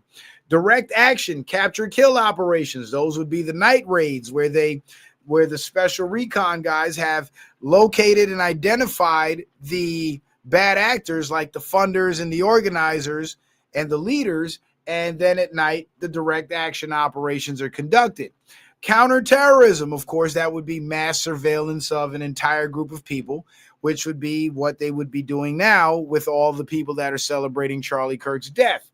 And of course, support the special operations forces, often focusing on operations in specific geographic regions. That would be, in this case, an urban environment, urban terrain. And they're called gray element units. And the gray element units, we have to define that as well. The term gray element in special forces has several meanings, including a tiered classification of military units, a type of unconventional operational environment. Now, given that posse comitatus was on the books until the Obama administration repealed it, operating on U.S. soil domestically would actually be an unconventional operational environment, wouldn't it? And a specific U.S. Special Operations Unit. The context in which the term is used determines its specific meaning. Gray element as a tier of special operations. In a hierarchical system of U.S. military units, gray elements refer to Tier 2 special operations units. That would be your surveillance teams, your infiltrators, your intel gatherers, and I guess rather limited capture kill operations. Gray zone as an operational environment. Special forces can also operate in the gray zone, which describes an ambiguous operational environment that exists somewhere between conventional warfare and peace. Now, does that not specifically describe the urban American environment with the political tension? You add a bit of liberal Trump hate and conservative masculinity, and what do you have? An ambiguous operational environment that exists somewhere between conventional warfare and peace. Because you have a rather peaceful environment where there's no guns and bombs going off like that, but there's warfare because there's two different factions at each other's throats.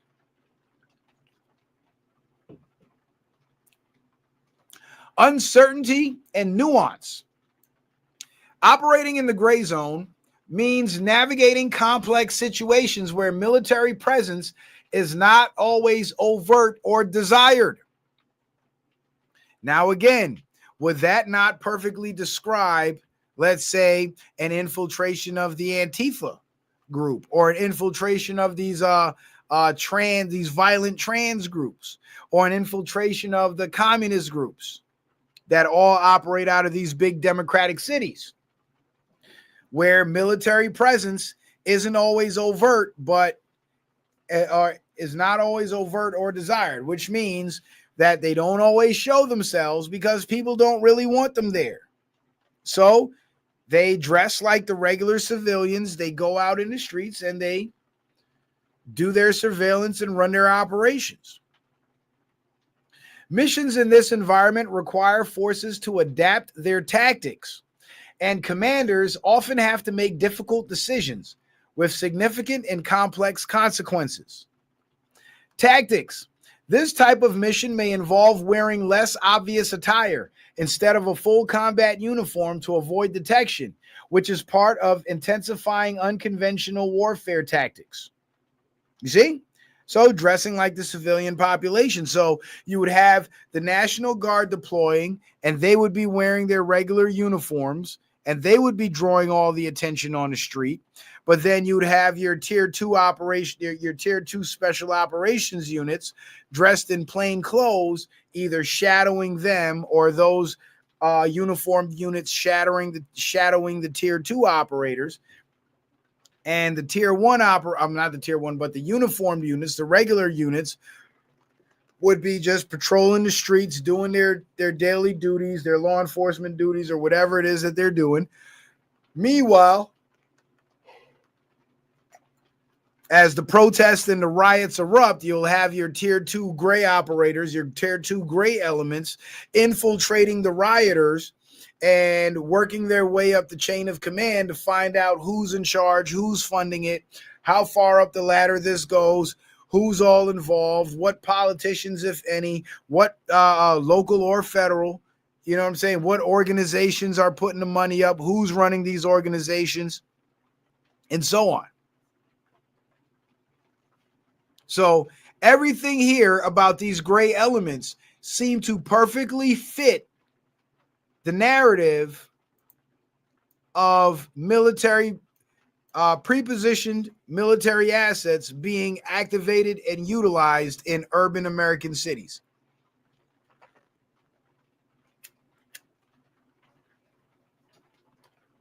And maybe this is what the Democrats are so afraid of, because they know that Trump has the power to deploy these operational units. And they also know that Trump has all the dirt and all the evidence on them because he's got the Epstein files.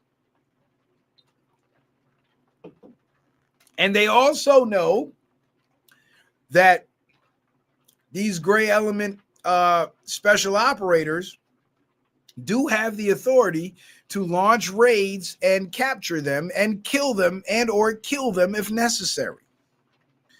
So they had a lot more to fear than just being made to look bad politically by Trump addressing the crime that they refuse to address. They also have the fear of basically being under military occupation or being taken into military custody. Now, who remembers that conversation between Brett Kavanaugh at his Senate confirmation hearing for the Supreme Court and Lindsey Graham? Who remembers that conversation? Put a 1 in the chat if you remember that conversation. Brett Kavanaugh and Lindsey Graham at his confirmation hearing for the Supreme Court.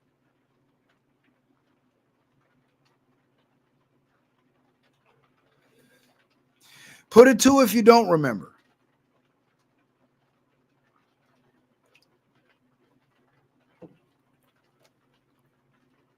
I'll take my time. I'll wait.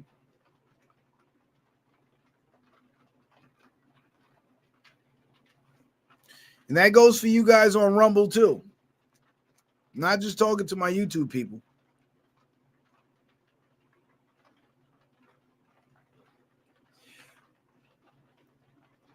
Terrence Enos, put a 1. Okay, I guess you guys are catching up to me now. Carl Beebe, yeah, I remember you being there, Carl Beebe. Who else remembers? Put a 2 if you don't remember, or if you're not aware of that conversation that they had.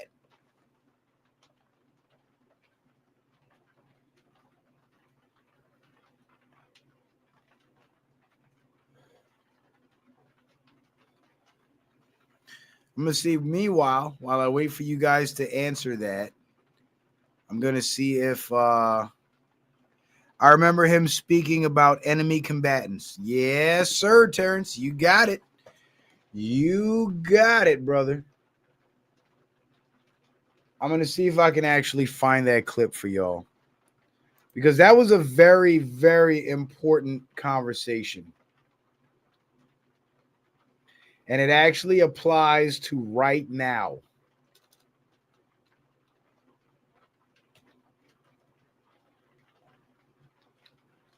Brett Kavanaugh, Lindsey Graham. Not sure, put 1, 2. I guess you're not sure. We're not sure.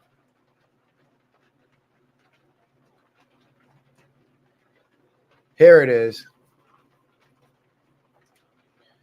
I think this is it.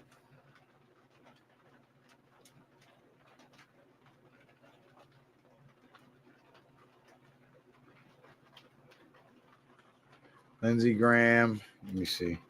What they specifically discussed was the law of armed conflict.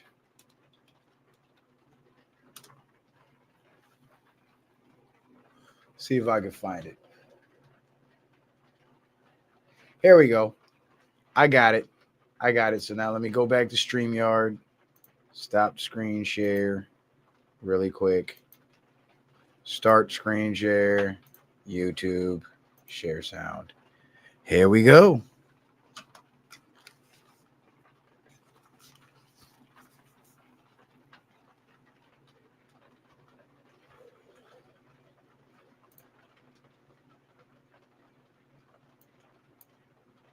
I hope this is it. Later. Let's talk about the law in war. Is there a body of law called the law of armed conflict? There is such a body, Senator. Is there a body of law that's called basic criminal law? Yes, Senator. Are there differences between those two bodies of law? Yes, Senator. From an American citizen's point of view, do your constitutional rights follow you? If you're in Paris, does the Fourth Amendment protect you as an American from your own government? From your own government, yes. Okay. So if you're in Afghanistan, do your constitutional rights protect you against your own government? If you're an American in Afghanistan, you have constitutional rights as against the U.S. government. Is there a long-standing... That's Right. long settled law. Isn't there also a long-settled law that it goes back to the Eisenstrater case? I can't remember the name of it. Yeah, Johnson versus Eisentrager. Right. That American citizens who collaborate with the enemy have considered enemy combatants. They can be. Can be. They can be. They're sometimes criminally prosecuted, sometimes treated in the military. Well, let's talk about can be. I think Under Supreme Court precedent. Right. Yeah. There's a Supreme Court decision that said that American citizens who collaborated with Nazi saboteurs were tried by the military. Is that correct? That is correct. I think a couple of them were executed. Yeah. So if anybody doubts, there's a long-standing history in this country that your constitutional rights follow you wherever you go, but you don't have a constitutional right to turn on your own government, collaborate with the enemy of the nation. You'll be treated differently. What's the name of the case, if you can recall? So if you collaborate with a foreign enemy of the nation, you can be classified as an enemy combatant, and your case will fall under the law of armed conflict, which is a separate body of law from civilian law. So if civilian law enforcement, meaning federal law enforcement, determines that your activity constitutes that of an enemy combatant, they can then turn your case over to the military and have you prosecuted under the law of armed conflict.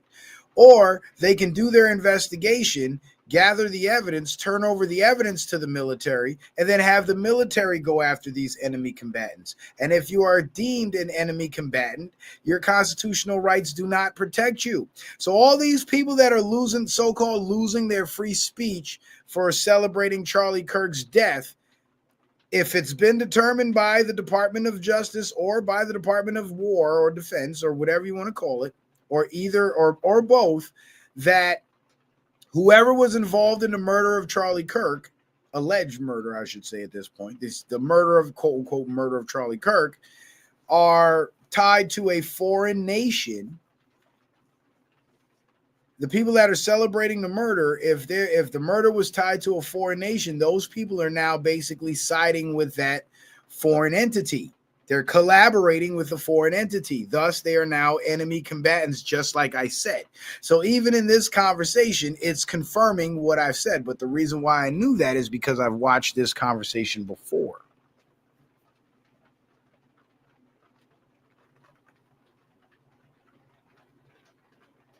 So I think this Charlie Kirk case is going to get a lot bigger than we think. That reaffirmed the concept that you could hold one of our own as an enemy combatant if they were engaged in terrorist activities in Afghanistan. Are you familiar with that case? Yeah, Hamdi. Okay. So the bottom line is, I want every American citizen to know you have constitutional rights, but you do not have a constitutional right to collaborate with the enemy. There's a body of law well developed long before 9/11 that understood the difference between basic criminal law and the law of armed conflict. There it is. And in our particular case, by enemy, when Trump, because remember at Charlie Kirk's WrestleMania funeral, Trump said, "I hate my enemies." Now we have to wonder, who specifically was he referring to as his enemies? Could it be that foreign nation that had a hand in killing JFK? Could it be that foreign nation that carried out the USS Liberty attack? Could it be that foreign nation that planted the explosives and helped carry out 9/11? Could it be? Could it be? Could it be? And if that is the enemy that Trump is referring to, then why is Trump playing kiss ass with them so much? Well, for the same reason why Charlie Kirk played kiss ass with them, because the time to strike has not yet come, and everything has to be timed perfectly. And their lower level operatives, their boots on the ground combatants, like the foreign infiltrators who came in with the waves and waves of illegal immigrants, illegal aliens, the cartel hit teams and so on, they are being removed through the mass deportation. Now we have another round of roundups that are coming, and those would be the people amongst the group celebrating the death of Charlie Kirk, who actually happen to possess the capabilities or are affiliated or parts or members of networks where they have funding, they have support, they have a hierarchical order, they have the ability to carry out attacks, and they're actively planning attacks.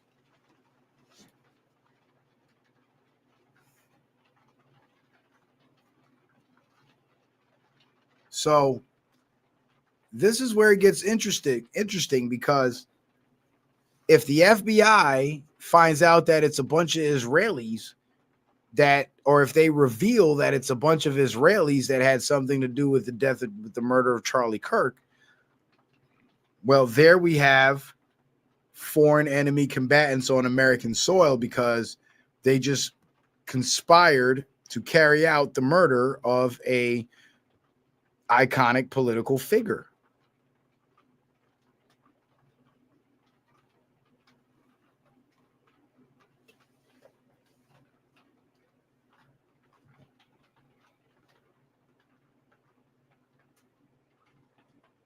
All right. So with this word gray, the first time I heard the term gray being used for anything pertaining to warfare, survival, or combat, I heard the term gray man in reference to the gray man tactics that you would use during a time of collapse or apocalypse, where you'd have to move through a populated area but go unnoticed, not draw attention to yourself. So gray man tactics are a set of practices designed to help you blend into your surroundings and remain inconspicuous, thereby avoiding unwanted attention and reducing the risk of becoming a target in a dangerous situation.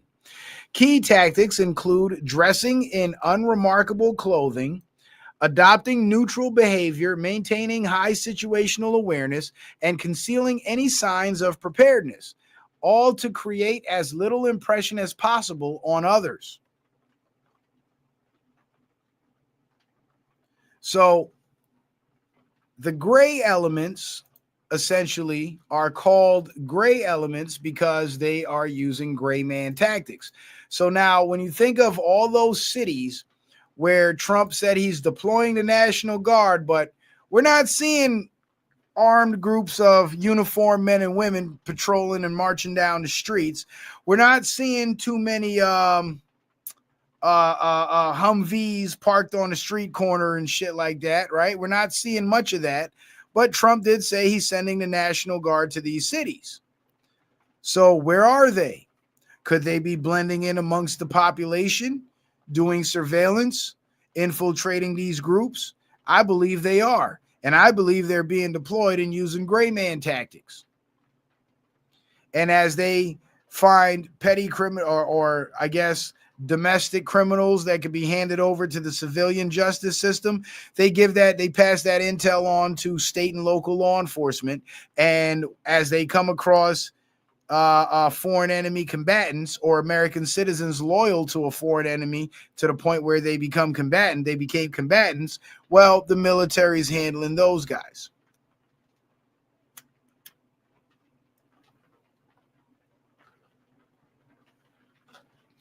Alan testosterone. I would like to assume you were in the military, but let's not be ignorant here, brother. Let's not be ignorant here. I have already confirmed that the National Guard does deploy with special operations units, highly specialized operations units, Tier 2 units to be exact. And if you were in the military, you know that the Tier 2 guys are above regular Army, regular Marines, way above. Much higher pay grade, higher ranks, more experience, and they get to see more action. So you laugh at the thought of the National Guard deploying the gray elements, but we're talking Army Rangers and Army Green Berets, because National Guard is Army. Navy SEALs and Marine Raiders would be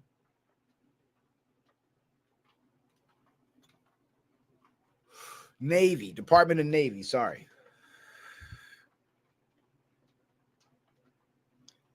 Alien Testosterone says you think so. Now I don't know what the fuck you're talking about, but obviously you weren't in the military and you don't know shit. Because, again, I just went over all of this about the Tier 2 special operators, the gray element that operates with the National Guard. They deploy with the National Guard, and I gave you the whole rundown.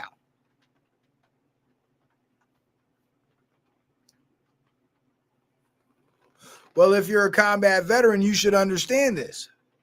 If the National Guard deploys to an American city and they have Tier 2 special operations units attached to them, it's very possible that the Tier 2 special operations units are being deployed.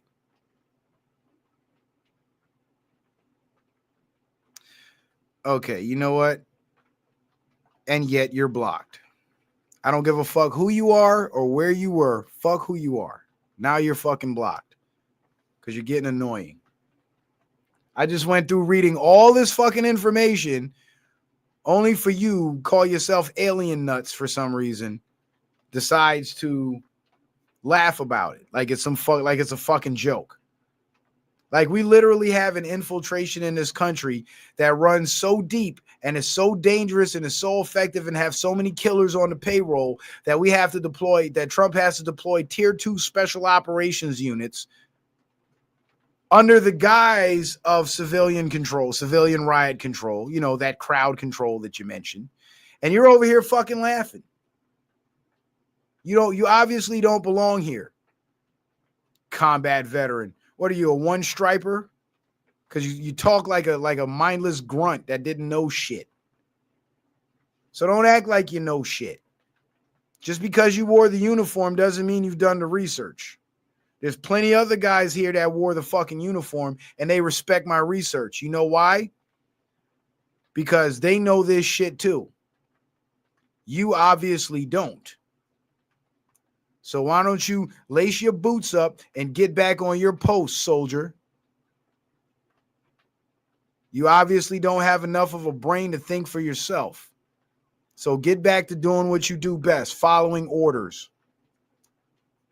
Because that's all you're ever going to be able to do.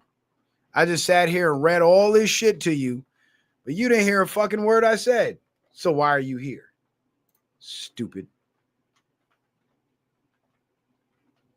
Yeah, they are. I don't believe he was in the military. I don't believe he was in the military because if I was able to pull this shit up on Google with simple searches, like there's no way he's a combat veteran and doesn't know this because tier 2 special forces units are combat units. So if you're a combat fucking veteran, you should know this. You should know that the National Guard is a little tougher than they're portrayed to be. And it's the tier 2 special forces units that make it so. Fucking dumbass. And again, this is why America has been falling apart for all those decades, because there's dumbasses like him who put on the uniform and take up arms to serve the country, but they ain't worth shit in the brain. Their minds ain't worth shit.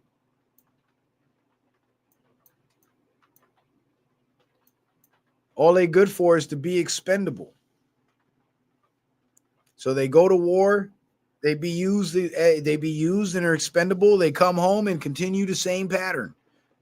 And then the guys that are smart enough to think for themselves, those are the guys that come home and get PTSD out the ass because they realize what the fuck they were forced to do.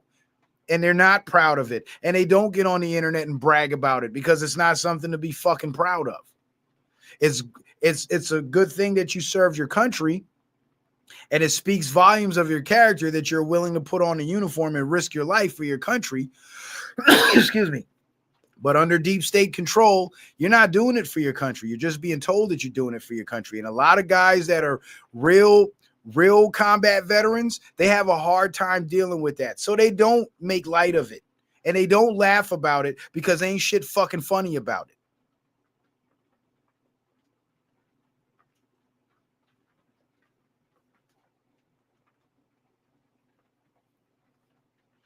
Right, Cherokee. Nobody has seen the body.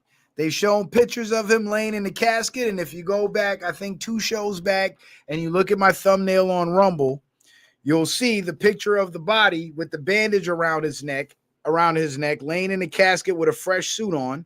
Mind you, it's a different suit than the suit he was wearing when his wife made that video mourning him over the casket. And the bandage has seepage on it from the wound. And the seepage is directly in the middle, right above his Adam's apple, and not off to the side where the gunshot was.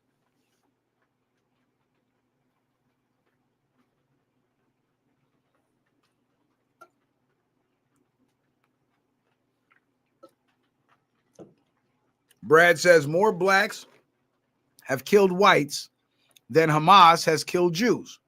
So can we do to blacks what Israel is doing to Gaza? Well, listen, Brad, you do what you think is best. But I'm going to tell you right now, black people as a whole in America are doing enough self-inflicted damage that even the KKK sits back and folds their arms and laughs and says, let the monkeys kill each other. To be honest with you, that's the way real white supremacists look at the situation. They put black self-destruction on autopilot, and now they sit back and watch it happen. So there ain't a damn thing white people got to do to, quote unquote, get back at the blacks for killing all the whites. All you got to do is avoid going to black areas and not get your white ass killed. That's all you got to do. That's literally all you have to do. Not get yourself killed. That's it. So if you see 2 black people at odds about to fight, don't jump in and try to save them because they might turn on you and kill you. Don't become a police officer and go patrol black neighborhoods because a criminal might shoot and kill you.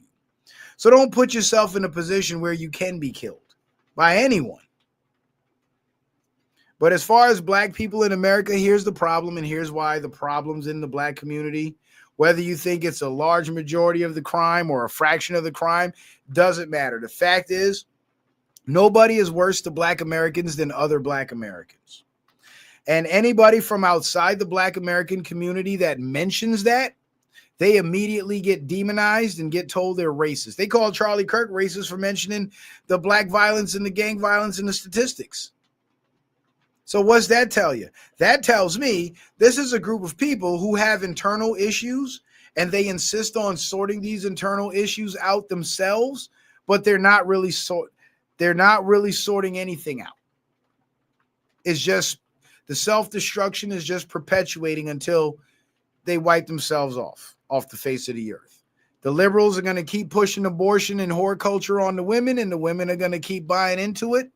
The liberals are going to keep pushing the thug and the gang culture on the men, and the men are going to keep buying into it.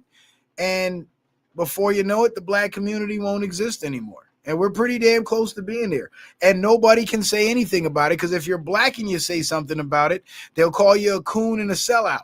If you're white and you say something about it, they'll call you a racist. So what can you do? What can you really do?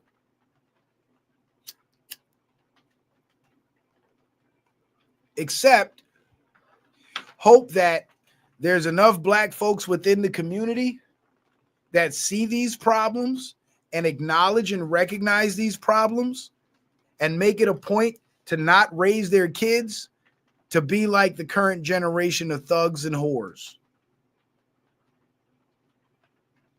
So it's either black people are going to fix those problems themselves or they're going to perpetuate. But as far as your lily white behind, you're better off not getting involved.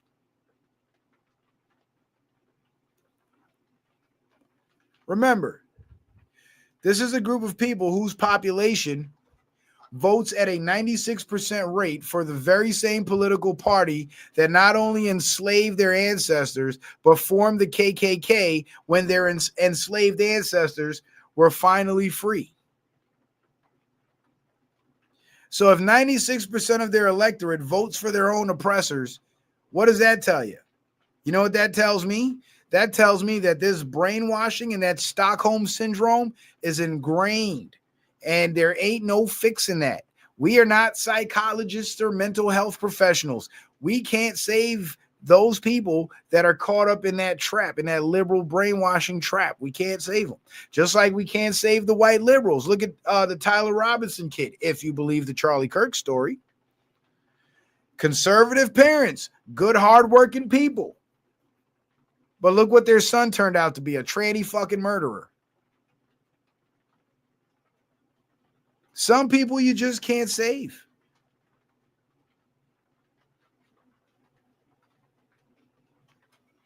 Yes, Miss Miami, I strongly suggest that we all employ the gray man tactics. Hell, when you go get your concealed carry license and you carry a concealed weapon, or whether you don't have your concealed carry license and you carry a concealed weapon, you're employing gray man tactics, because you're dressed in regular clothes, you look like a regular everyday person, but you carry death in your pocket.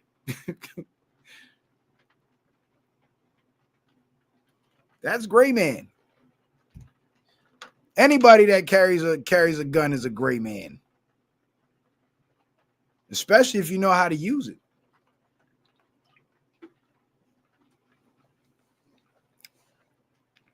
I'm just saying, man.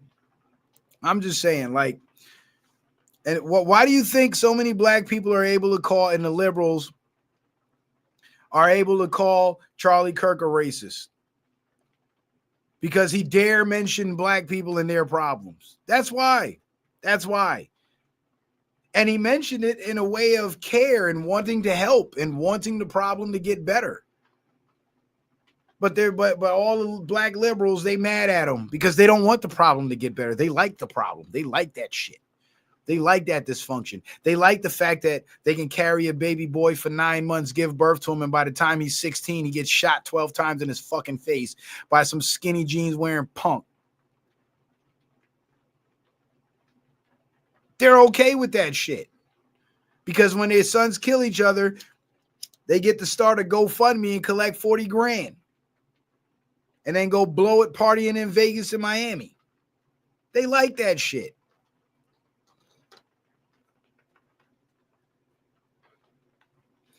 And honestly, if Charlie Kirk,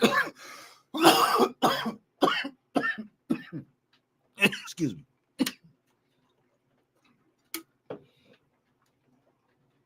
give me a second. Honestly, if Charlie Kirk could reverse the hands of time and go back to all those racial conversations he had with those stupid black liberals that are now calling him a racist, When asked about the racial stuff, you know what I would have said if I was Charlie? I'd be like, you know what? I don't give a fuck. I don't care. I don't care. President Trump has done X, Y, and Z with his executive powers, and it was aimed at helping the black community. And if that ain't enough, I don't give a fuck. So don't ask me about no DEI. Don't ask me about none of that dumb shit. Let's talk money. Let's talk economics. Let's talk politics.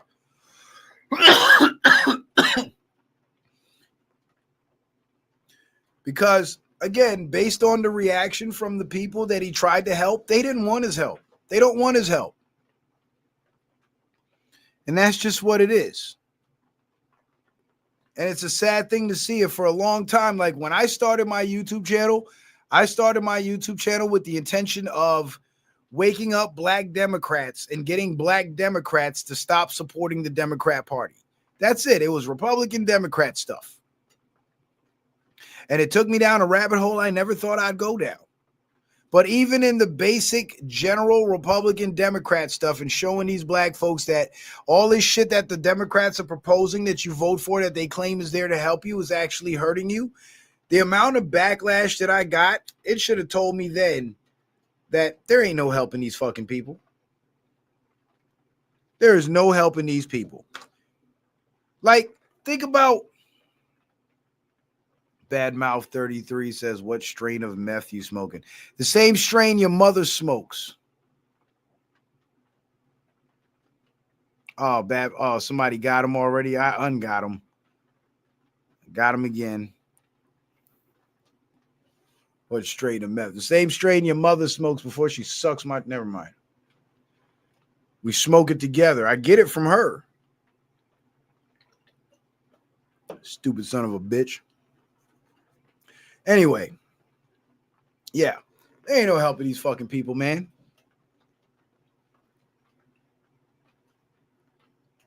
I didn't know meth came in strains.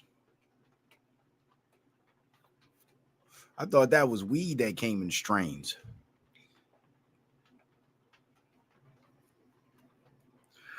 Well, this is a good tree, though. She got me coughing like a motherfucker. But yeah, man, the amount of hate and backlash that I got from those people, I couldn't believe it. Like, people who were my friends since high school stopped being my friend because they were so bought into the liberalism and the Democrat shit. So I'd say the good people that don't engage in the crime, don't support the chaos and the dysfunction, and are willing to have an honest conversation about the problems in the black community, they definitely need to separate themselves from anybody who would take the position of how dare you talk bad about black people when you're actually pointing out bad shit black people do. Because if they're not willing to accept the fact that just like every other group of people, there's bad black people, then they're completely delusional. Because if you grew up around black people in a black community or whatever group of people you grow up around, chances are 90% of the bad experiences you have throughout your life would be at the hands of those very same people because that's who you're around. So guess what? Black people fuck over black people all the time. It happens.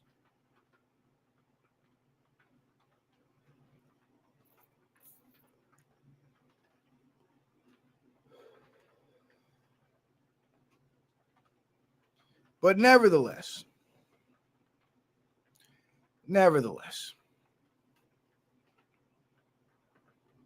some people you just can't help, man. That's just, I don't even know how I got on this subject. I guess I was responding to somebody's comment or something, but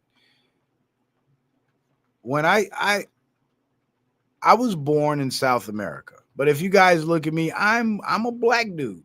I grew up in America. I don't know nothing but America. My kids were born here. My wife's from here. You know what I'm saying? And I can't see myself as anything other than American. American culture is what I was raised on, right? Black culture mainly. And when I look around at all these fatherless kids that are so angry and hateful and they're killing each other and nobody's teaching them shit and they're operating off emotion and they're devoid of logic and they read at a 4th grade level and there's all this negativity that's holding the people who I hold to be my people down. That shit hurts, man. I'm watching every other group in America get ahead and I'm watching my team lose. That shit fucking hurts. Because as my team is losing, there's a few guys on the team that are top scorers that eventually are going to get drafted to another team. And they're going to go on to succeed there and win amongst those people. And then their winnings and their victories will be accredited to that group of people rather than the group of people they came from, because the group of people they came from don't know no better, can't do no better. I don't like that shit. I think that's unfair.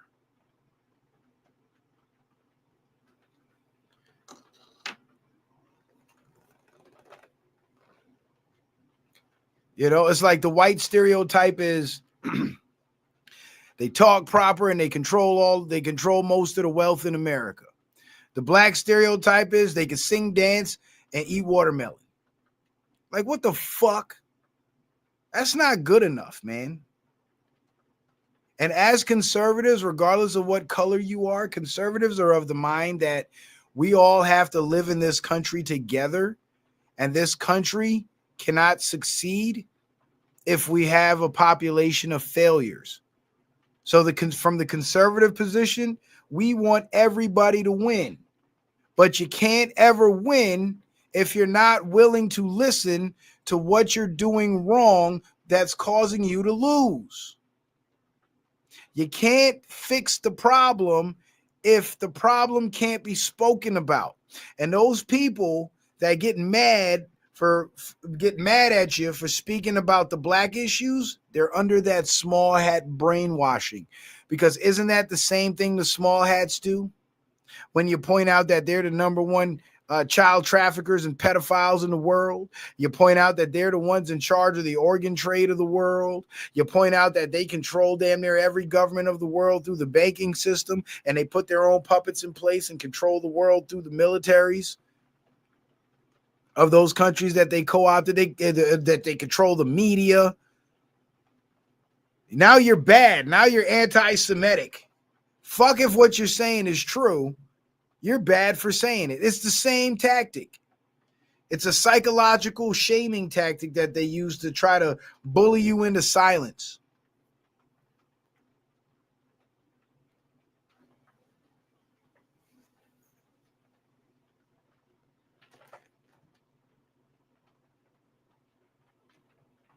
And you know what? Sometimes I want to throw my hands up and say, you know what? When it comes to black people in America and the problems that they're dealing with internally, not the shit that the white man did to them, but the shit that they do to themselves, I don't know. I don't know if they're ever going to win. I don't know if I even want to address that shit anymore. Maybe the propaganda did win.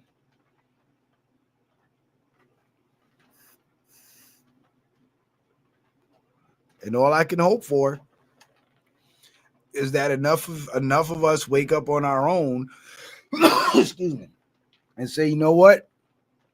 This shit ain't right. We tried blaming the white man. We tried blaming the government. We tried blaming everybody and all those entities, and we've affected change in all these different realms, right? We got rid of slavery. We got rid of Jim Crow and segregation. We got rid of redlining. We got rid of this. We got rid of that. We got rid of this. But we're still fucking losing. So who do we look at now? What do we have to address now? The shit that we're doing.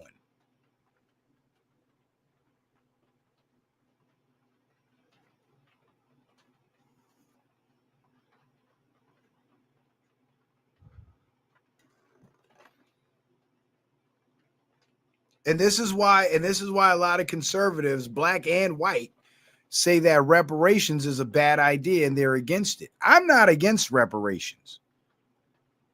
I just know they're not going to be gotten by begging for them. But the conservative, and that's where me and a lot of conservatives differ on flat earth and on reparations. But in the current state of the black community, reparations, like just cutting black people a check,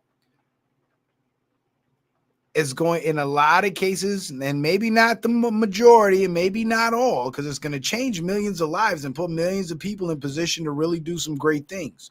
But even if you think the criminal class is a few, and I'm not even debating that, for those few, it's going to do a lot more harm than good.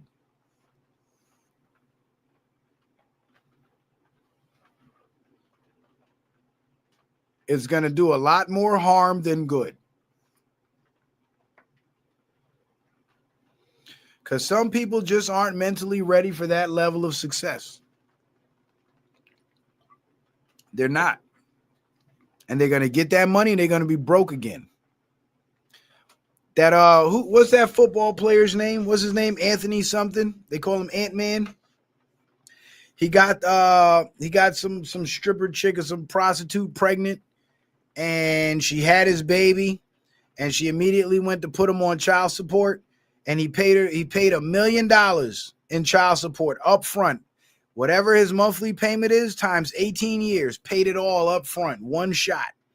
The whole world was mad at him, but he paid his child support. So what's there to be mad at? Not 1 year later, here we are 11 months later, and the woman has spent all the fucking money that he gave for his kid, and now she's demanding another $500,000 plus $50,000 a month. And she really thinks that she's going to get it.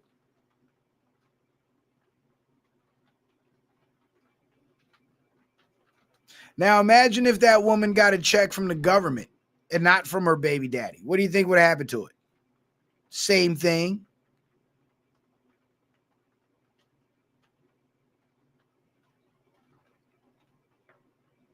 And that's just one example of how cutting the check either ain't going to change shit or it's just going to make shit worse.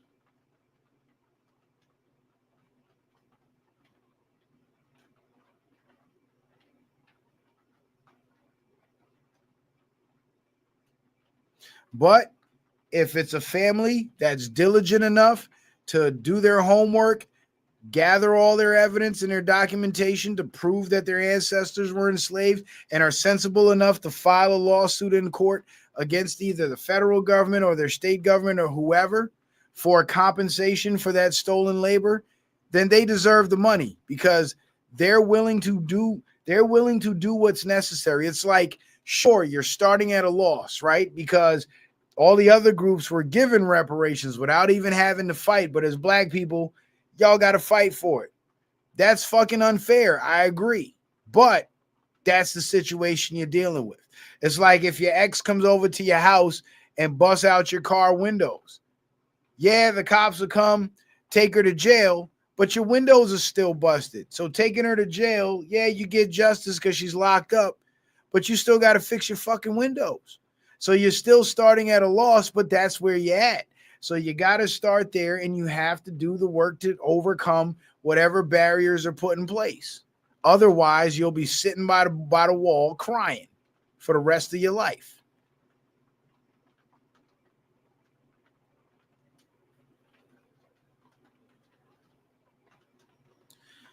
But if you're diligent enough to do the work, I say you deserve it and then some.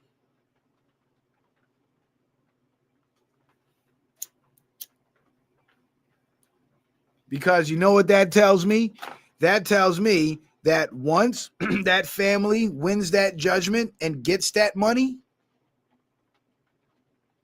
they're a diligent group of people.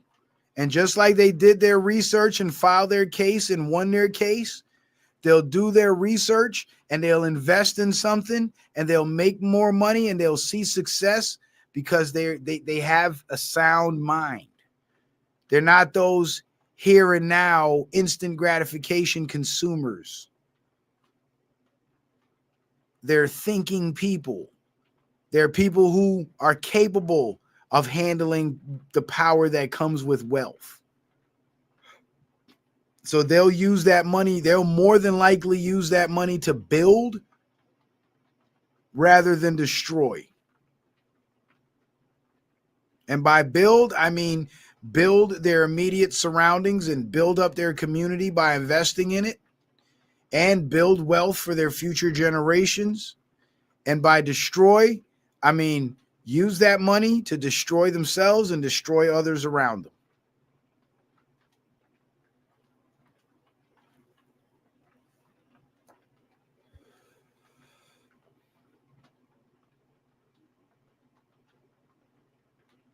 And it's unfortunate that it has to be an uphill battle, but that's where you're at. So guess what you got to do? You got to take that hill. Or you could just stay in the valley for the rest of your life and demand to be placed at the top of the hill. But if you don't climb that hill, you'll never get to the top. And like I said, that's definitely an unfair position to be in. And I empathize with those who are in that position. But reality is, if that's the position you're in, this is what it takes to get out of it. This is what it takes to overcome it. This is what it will take to win. It's like back in the day with those during the time of segregation and shit, those black men that wanted to join the military or get into certain jobs, and they were given a hard time and they were bullied, but they had to go the extra mile to prove themselves, and they did it. And their names were written in the history books now.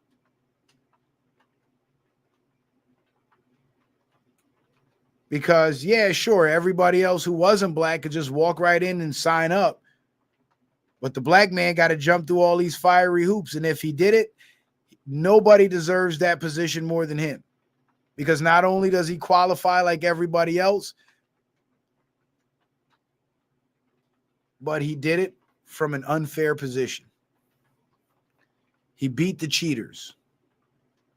You know how hard it is to beat somebody that's cheating at a game and you still beat them? You know how great you have to be to do that?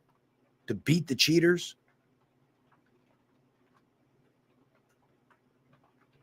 And doing great things is what makes a people great.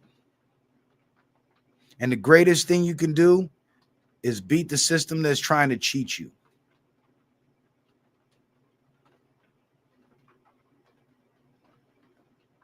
That's all I'm saying. That's all I got on that subject. I don't want to go too deep into that shit. Where we at? All right, we're at 29. So now we've discussed the military deployments, the possible military movements, the reason for these military movements, the nature of the enemy combatants, the nature of the terrain and the environment and the situation, right? Just like Q said, due to the entrenchment, the way that the depth of this enemy entrenchment, right? So we have the trigger event, we have the prepositioning of the military,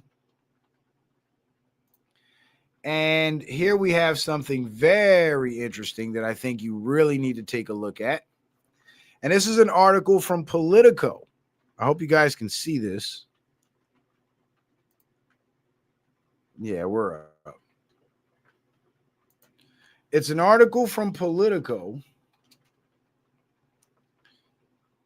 And it's Trump saying we can't delay any longer. Trump urges Bondi to prosecute his rivals. Now, remember, this was the excuse that I told you. Damn it, it keeps jumping around. This was the excuse that I told you the left and the media was going to use once the hammer started coming down on the deep state, their operatives, the Zionists, the small hats, and everybody else. All that shit Trump did at the UN to defend Israel and all that, it's bullshit. Remember, the UN is made up of a bunch of countries that are still tightly controlled through the banking system. The UN is still part of the New World Order system. So although they're siding with Palestine, they don't have any power to do anything about it. And Trump is siding with Israel because Trump's main priority is America and not Palestine, unfortunately. And he can't be open about his intentions because, well, Charlie Kirk was open about his opinion on Israel, and look what happened to him. So Trump can't do that. He's still got to play it cool because he's dealing with an internal infiltration, which of course requires the military, mainly Tier 2 special operations units, deploying with the National Guard. And we just had the trigger event. Now Trump is saying Pam Bondi needs to prosecute his rivals. And by his rivals, it would be the deep state, the criminals in the government. And that's because the criminals in the government happens to be Trump's political opposition. And this media outlet Politico is also controlled by Trump's political opposition. So instead of his political opposition reporting honestly that Trump is urging Pam Bondi to go after the corruption in the government, they're referring to these corrupt players as Trump's rivals, as if this is something personal and this isn't about saving the country from what amounts to an oligarchy. In a Truth Social post Saturday, the president specifically called on Senator Adam Schiff, former FBI Director James Comey, and New York Attorney General Letitia James for prosecution.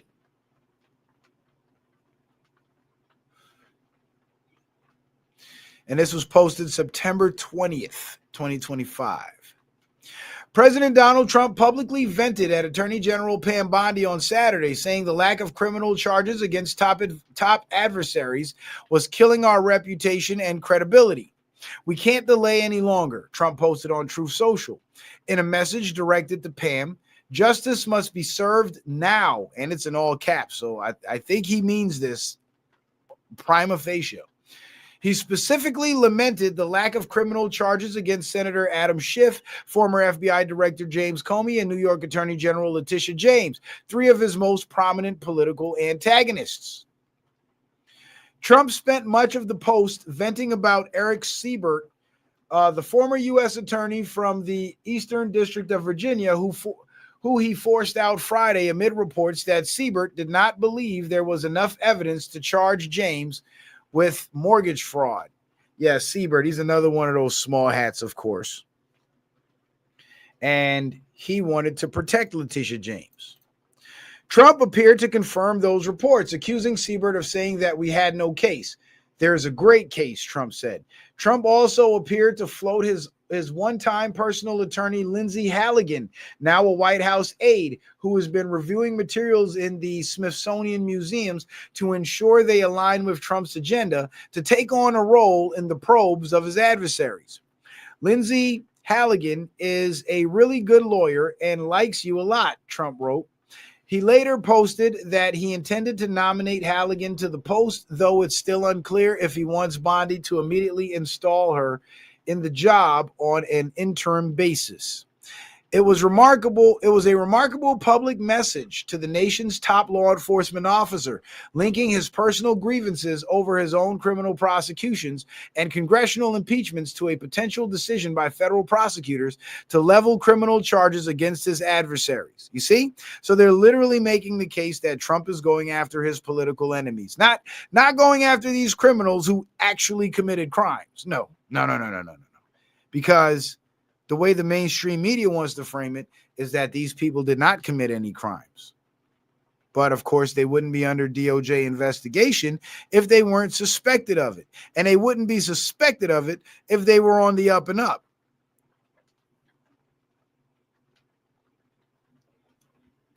And another thing to note, where was Politico saying that Trump is being sought after by his political adversaries when they were using lawfare against Trump? Wouldn't that amount to the same thing by their standard? But again, this is the one-sided left-wing small hat controlled media. Trump's frustration stemmed in part, he said, from 30 statements and posts from allies that complained nothing is being done to punish his longtime rivals. And guys, please don't forget to hit the Cash App, hit the PayPal, hit the Venmo, and support the show. We got 2 supporters for tonight, and we could use a couple more if you don't mind. But let's continue. Trump amplified his post in a brief gaggle with reporters on Saturday night, saying the post was not meant as a criticism of Bondi, but that we have to act fast, one way or the other. They're guilty. They're not guilty. We have to act fast, Trump said. If they're not guilty, that's fine. If they are guilty, or if they should be judged, they should be judged, and we have to do it now. Trump has long accused Comey, Schiff, and James without evidence of criminal conduct. But there is evidence. Got Adam Schiff on video lying over and over again. You got James Comey covering up crimes that he should have prosecuted. And of course, Letitia James' mortgage documents that show that she lied on her applications.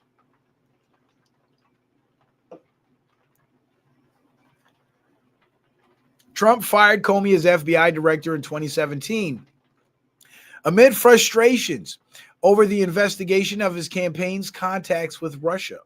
Schiff led Trump's first impeachment trial over his decision to withhold military aid to Ukraine, over a demand that the Ukrainian government investigate his political rivals. And Trump has railed against James for her sprawling lawsuit against his business empire that led to a massive civil judgment against him, which again is a fake case that's being appealed right now, and it's about to be thrown out. But anyway, the Justice Department did not immediately respond to a request for comment. The message came after Politico reported that Bondi had elevated little-known prosecutor Mary Maggie Cleary to succeed Siebert, taking on the job as acting U.S. attorney amid questions about the investigation into James. Trump capped his message to Bondi by accusing Democrats of impeaching him twice and indicting him 5 times over nothing. In 2023, Trump was charged in criminal cases that accused him of seeking to subvert the 2020 presidential election. Being charged for seeking to subvert the presidential 2020 election by the very same people that subverted the 2020 election. Ain't that something? Corrupt Georgia's election process by the same people that corrupted Georgia's election process. Hoard classified information at Mar-a-Lago, even though he was the president and had the right to declassify them, after his first term, and cover up a hush money payment scheme, which was not him paying the money, but his lawyer who's in jail, Michael Cohen, who paid Stormy Daniels for some reason and told her not to talk about her and Trump's relationship. But Stormy Daniels then came out and said her and Trump never had a relationship. And Michael Cohen's lawyer himself admitted that Michael Cohen paid the money out of his own pocket. Only the hush money case brought by Manhattan prosecutors reached a jury, which found Trump guilty of 34 felony counts. 2 of the cases brought by special counsel Jack Smith were dropped after Trump won the 2024 election, and the Georgia case remains mired in partial dysfunction, which led prosecutor Fani Willis recently disqualified over a conflict of interest. Right, because they're bullshit cases. They're bullshit cases. And you notice how they didn't mention Trump's conviction of the 34 felonies amounted to a sentence of no conditions. That means no fines, no jail time, no nothing. Just, okay, you're guilty, go home. Which has literally never happened in American criminal history, ever. Not one time has that ever happened. So who's bullshitting? Trump or these motherfuckers? Because I've never heard of anybody being found guilty of 1 felony and not being punished by the courts in some way, not being sentenced to anything. 34 and no sentence? Got to be making that shit up. But you see, there's the push to go after what Politico describes as Trump's political enemies or Trump's adversaries, Trump's rivals. But in fact, it looks like some sort of moves. What up, Sire Father? Good to see you. Some sort of moves are going to be made against the deep state. And I have a strong feeling that it's all going to be linked to the Charlie Kirk assassination This is why Charlie faked his death and he's in witness protection. And all the small hats at the top that funded and organized that operation, and all the foot soldiers that they had running previous operations, all that shit is about to be prosecuted. And the enemy combatants are going to be mopped up by the Tier 2 special operators, the gray elements. Hence tonight's topic: Charlie Kirk is alive. Tier 2 gray elements neutralizing enemy combatants. And Trump is going after those enemy combatants. And he will be using a combination of federal law enforcement and military power as well, because we're dealing with a foreign enemy. And after these individuals are mopped up, that's when you're going to see the real Trump come out and say, fuck Israel, basically.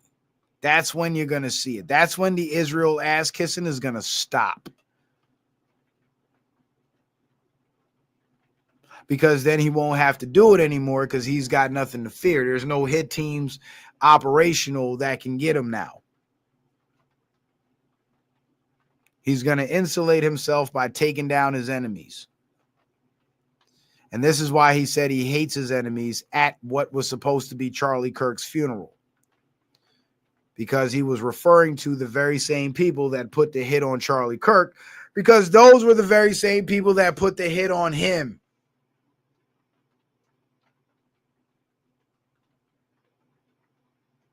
And lest we not forget, Trump was in showbiz. And who remembers Sidney Powell, one of Trump's lawyers, right after the 2020 election was stolen, and she stopped working for him shortly after, not because they had beef or nothing. Her job was done. Sidney Powell is actually a film producer.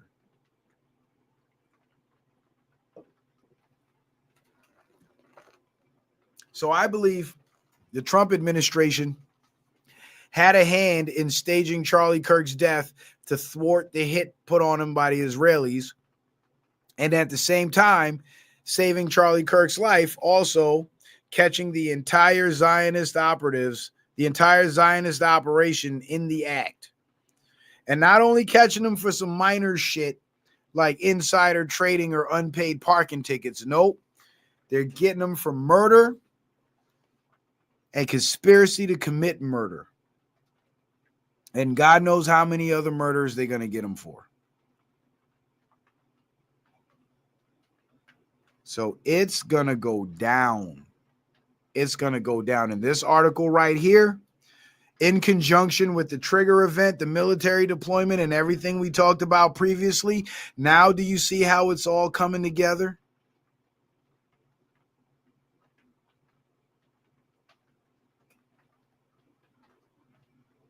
That's right, Leonard. He says, now you're on it. Yeah, yep. It's all coming together.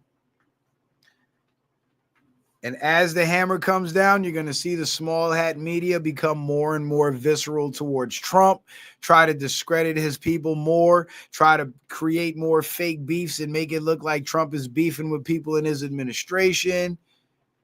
They might create some sort of event to distract people away from what Trump's actually doing in the names of the people being arrested. But pay attention. Pay attention. Because shit's getting hot right now. When Trump said the best is yet to come, like I said, we're pretty damn close. Pretty fucking close. So, anyway, guys, I think that would do it for tonight's show. Damn, we only got 2 supporters for tonight. That sucks. We got 1 on the Venmo, 1 on the PayPal, and that's it. Got no cash apps tonight. Man, that's a rough time, guys. Y'all hurt my feelings tonight, man.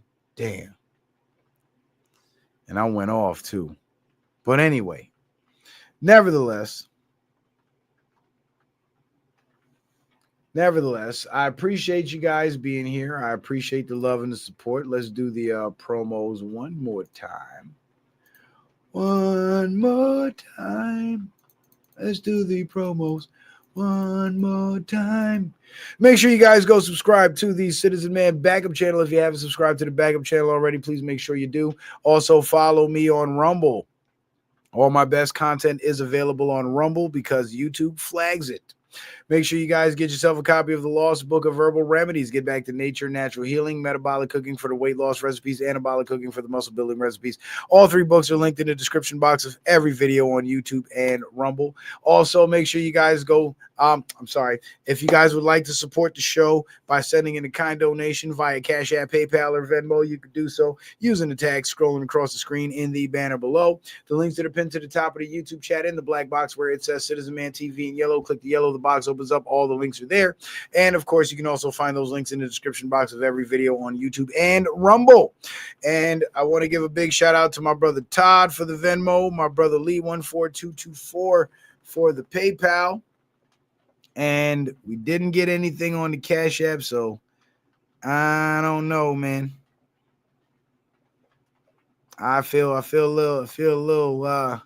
little betrayed tonight, but it's all right. It's all right because I was excited to do the show. I really wanted to bring you guys the information. So just by you showing up, it brings me great joy that I was able to share this with you because this is something that's been on my mind for several days, and I thought sharing it with you guys would actually help tie it all together. So now we have the whole situation of Charlie Kirk's assassination being staged. Thank you, Matt Stock. He says, I downloaded those books in PDF for free. Well, cool, because the sale is for the hard copies. So if you want the hard copy, you can purchase the hard copy too. Matt Stock. Thank you, Matt Stock. Because guess what? Your PDF won't work if the lights go out. So all your herbal remedies will be lost. You know, something to keep in mind. But anyway, so we covered the Charlie Kirk assassination, who was behind it possibly, the fact that it was staged. We covered that in detail, the Fed's involvement, the military involvement, and basically tied it all together. So now we see the big picture. Now we have an overhead view of the chessboard. So future events will be able to put the pieces together better. And what I look forward to seeing is what Dan Bongino said in reference to the network of operatives involved in this Charlie Kirk situation. That's what I look forward to seeing. But with that being said, ladies and gentlemen, I'm not going to hold you guys any longer. Matt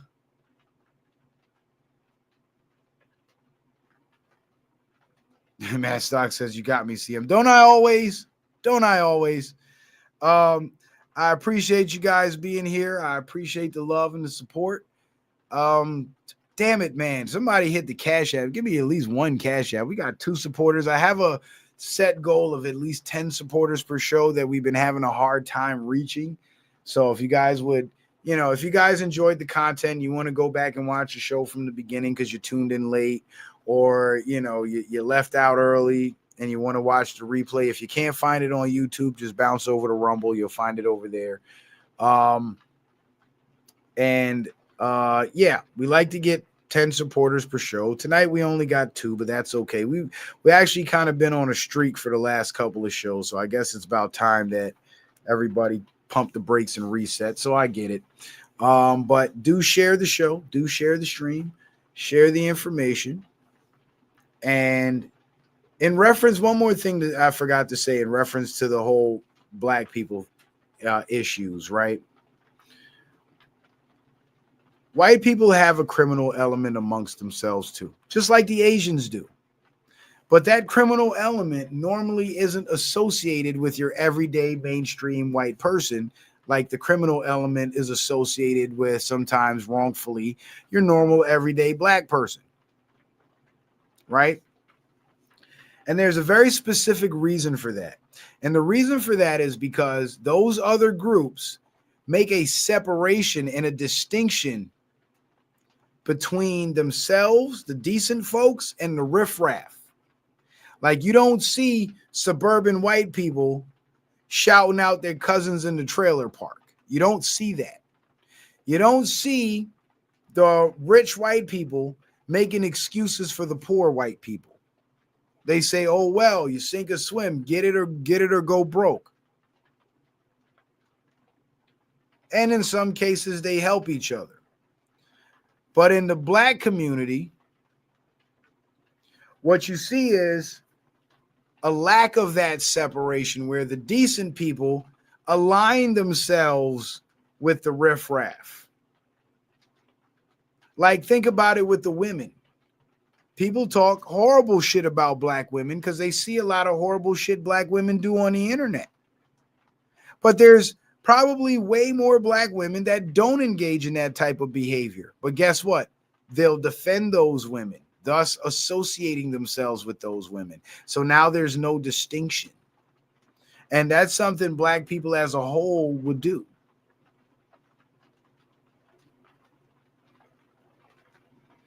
And I think that's one of the biggest problems, because if there was a distinction and a separation, like Chris Rock said, I love black people, but I hate niggas. What he was saying in a joking way was that there's this group of black people that we consider to be riffraff and not decent folks that we don't want to associate with. And I think those distinctions need to be more defined in order to shake this stereotype of being violent and being unintelligent.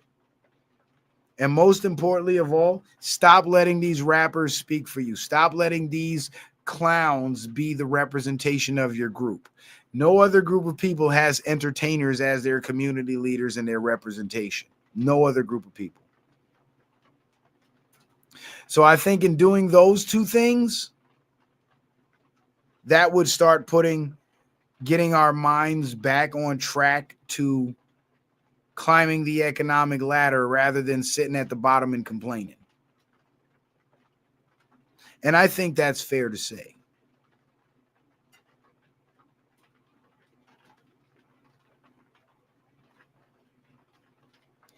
But anyway, like I was saying, I appreciate you guys being here. I appreciate the love. I appreciate the support. And I'll see you guys on the next show. Let me make myself big real quick. Always got to end it with the big screen, with the big show. Big show. I appreciate you guys being here. Appreciate the love and the support. And I'll see you on the next one. Citizen Man, out.